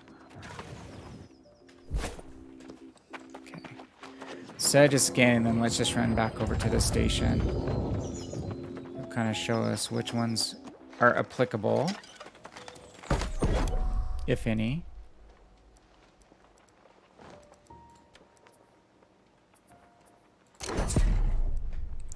Azoth Vials. Azoth Vials will help us get a random perk. But I think this bag, it only gets one perk. So if we have a perk that works, we can just slot it in. And it'll be guaranteed. Shoot. Reverse game look.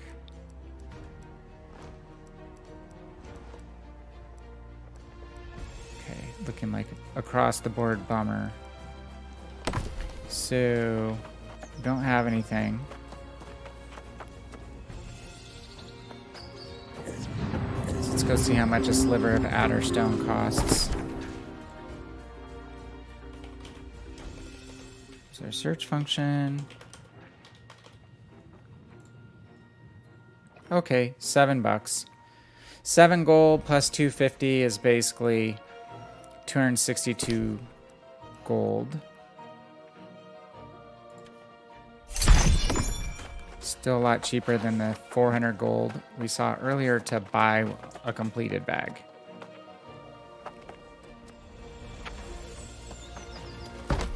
Last trip, hopefully. All right, I keep scrolling past it.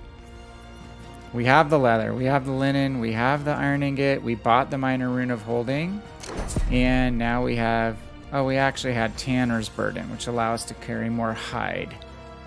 I probably had to close and open it again like we saw before, but I like extra pockets. So that is going to be a guaranteed perk. We don't need to use Azoth because there's no chance at a second perk. That's what adding Azoth would do, is increase the chance of getting a second perk. So we'll craft that.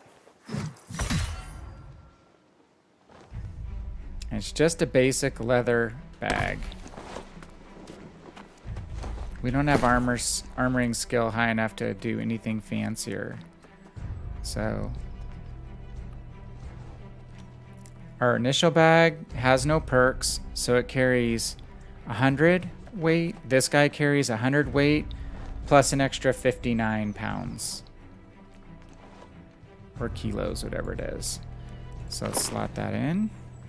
We should probably lock these bags so we didn't dump them by accident. And now our weight is up to 459. Was 300. And goes up to 459. So it doesn't double our capacity, but it gives us a quite a bit better buffer than what we had. All right, you guys, it's pretty late my time, so I think we're probably going to call it here. Our agenda tonight was to collect some ore. What could we go back to the refining station? We want to collect ore while we're out doing our questing. So we could bump up our mining skill.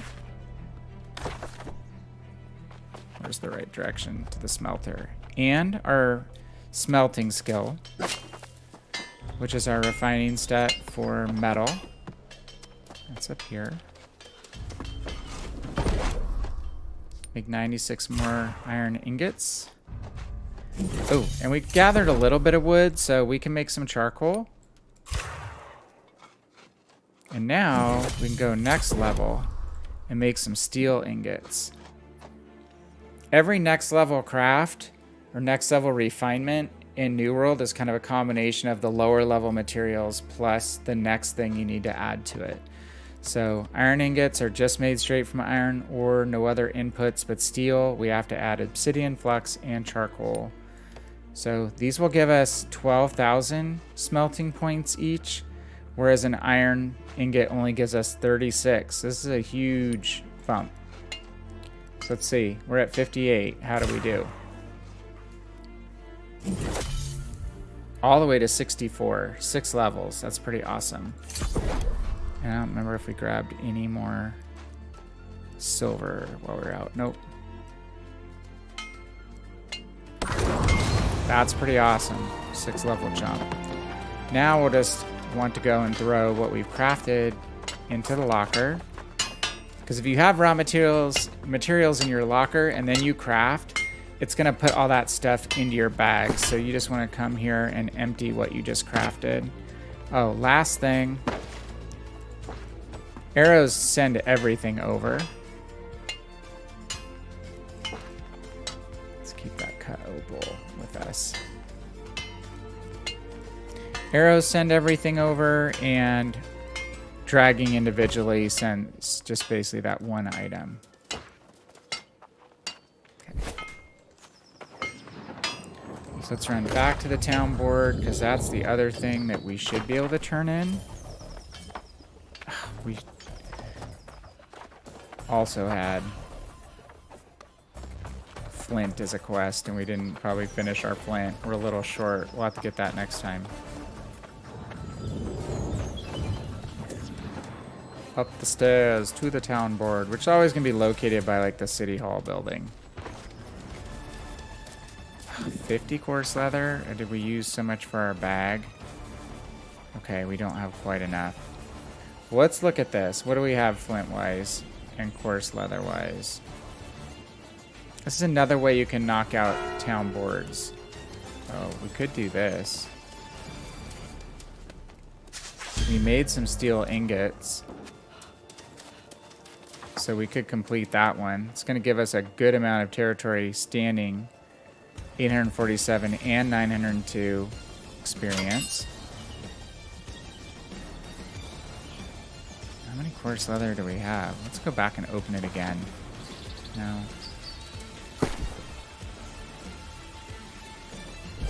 45, and we need 50. So you can accelerate your way through town boards by just buying some materials. So what if we, for instance, just bought some rawhide, 28 cents each, spend 26 gold on 93 of them, and then run over to the tanning station, tannery. We needed 5. This should be plenty. It'll be 24. We'll get some additional tannery experience out of this, leather working experience. Boost that over 60. And now we've got enough to turn in. What was the other thing we need? How many flint? Flint's in the locker. Let's check. Flint, flint, flint. What's with your stone? 27. We need 13 more. How much can flint be selling for? Has to be cheap. Please be cheap. Ooh, that's that's a named greatsword called Flint. I don't think we want to spend 11,000. We don't even have 11,000. I want level 1 flint. 34 cents. That kind of sucks. That's more than I thought. You could buy your way through town boards to accelerate your town standing by just going down and purchasing items and then running to the board and turning them in. This is the way people power leveled in the old system. When they introduced this leveling rework, they reduced the character XP that you get on these town boards dramatically, but kept the good amount of territory standing and a little bit of gold that you get. Plus, these project points help the city build up their stations, their defenses against invasions, all that stuff. So now we have our 40 flint and we have our 50 coarse leather. Oh, I don't know if we had 10 of those. Nope, I thought we might. If you pick up something that you don't have, you can just drop it. So we're going to focus next stream on Windsward territory expertise, I think, because we want to build up our territory expertise, or maybe we'll do that off stream to try to get a house in Windsward. Everfall's kind of jamming. Let's increase our gathering speed. I boost that standing gain or gathering speed if there's no increased storage option available.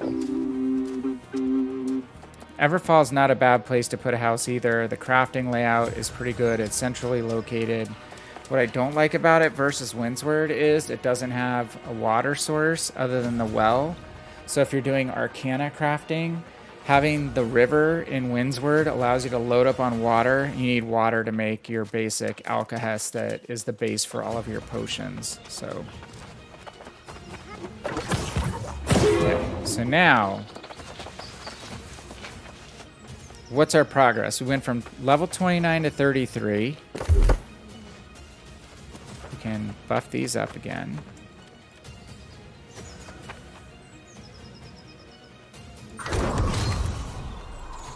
We gained some weapon mastery. I think we were at 9 on both of these weapons.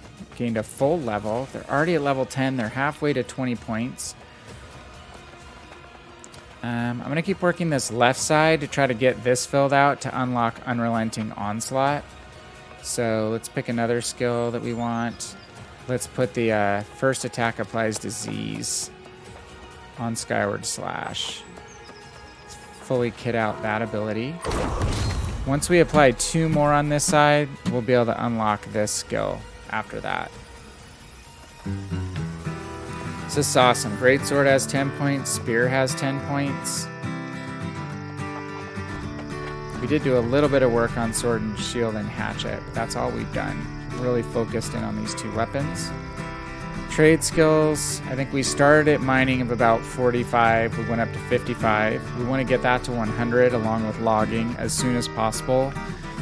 Woodworking, once it's over 100, we'll be able to make weird wood planks. And logging over 100, we'll be able to harvest weird wood. And then mining over 100, we'll be able to mine star metal.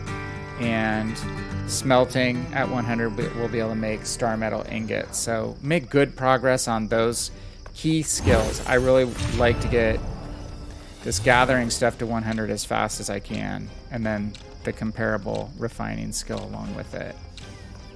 So we did our mining. We did our main story quest. We got our Azoth staff and our heart gem. So our next step will probably be going back to talk to Yonas again. Say, hey dude, we got our heart gem. Or do we have to go back to the Amrine Expedition? Or we have to go here. Let's just do that. Yonas moves around. He may have moved over there. Followed us. Okay, and this is the squirrel factor of New World. Always something else. It's hard to stop sometimes. Okay. Look at this guy. He quit fishing. Just for us. Look at that! An empty heart gem. So now we have an empty heart gem. We need to fill it. So that will be our next main story quest activity. Because this thing is going to become part of you. Actually gets implanted in our chest. It's kind of like Iron Man. A soul warden's power comes from creating distance in your soul, like a firebreak in the forest. The Heart gem is a protection provides against that corruption. barrier. Not entirely. You can still fall to temptation or rage, but it offers protection, a buffer. While it protects your soul, it also also saps buffers your against the ability to taste of experience food, emotion the and warmth taste, of sunlight, the love, or even Oh. feeling. That part is simple. And you actually Easier have to than it die was to get your heart gem You just implanted. have to die. Once again, I can't hold your hand, but my spirit is with you, and I will see you on the other side. Godspeed. This is our last step to becoming an actually fully fledged soul warden. So, pretty cool part of the quest line. Alright, the ritual is going to be over here in Amrine Temple, so this is a good place for us to sign off as well as in the city. We emptied out our bags. Again, I'll probably do just a little bit of refining and chopping of wood, and maybe a little more mining before our next stream, and then we'll get back on the main story quest, and we'll probably also try to run some faction missions, because we want to get our faction level boosted up out of that first level. We need to go through 5 different levels to get 5 levels of Azoth staff. So we need to keep working on our, the main story quests are faction.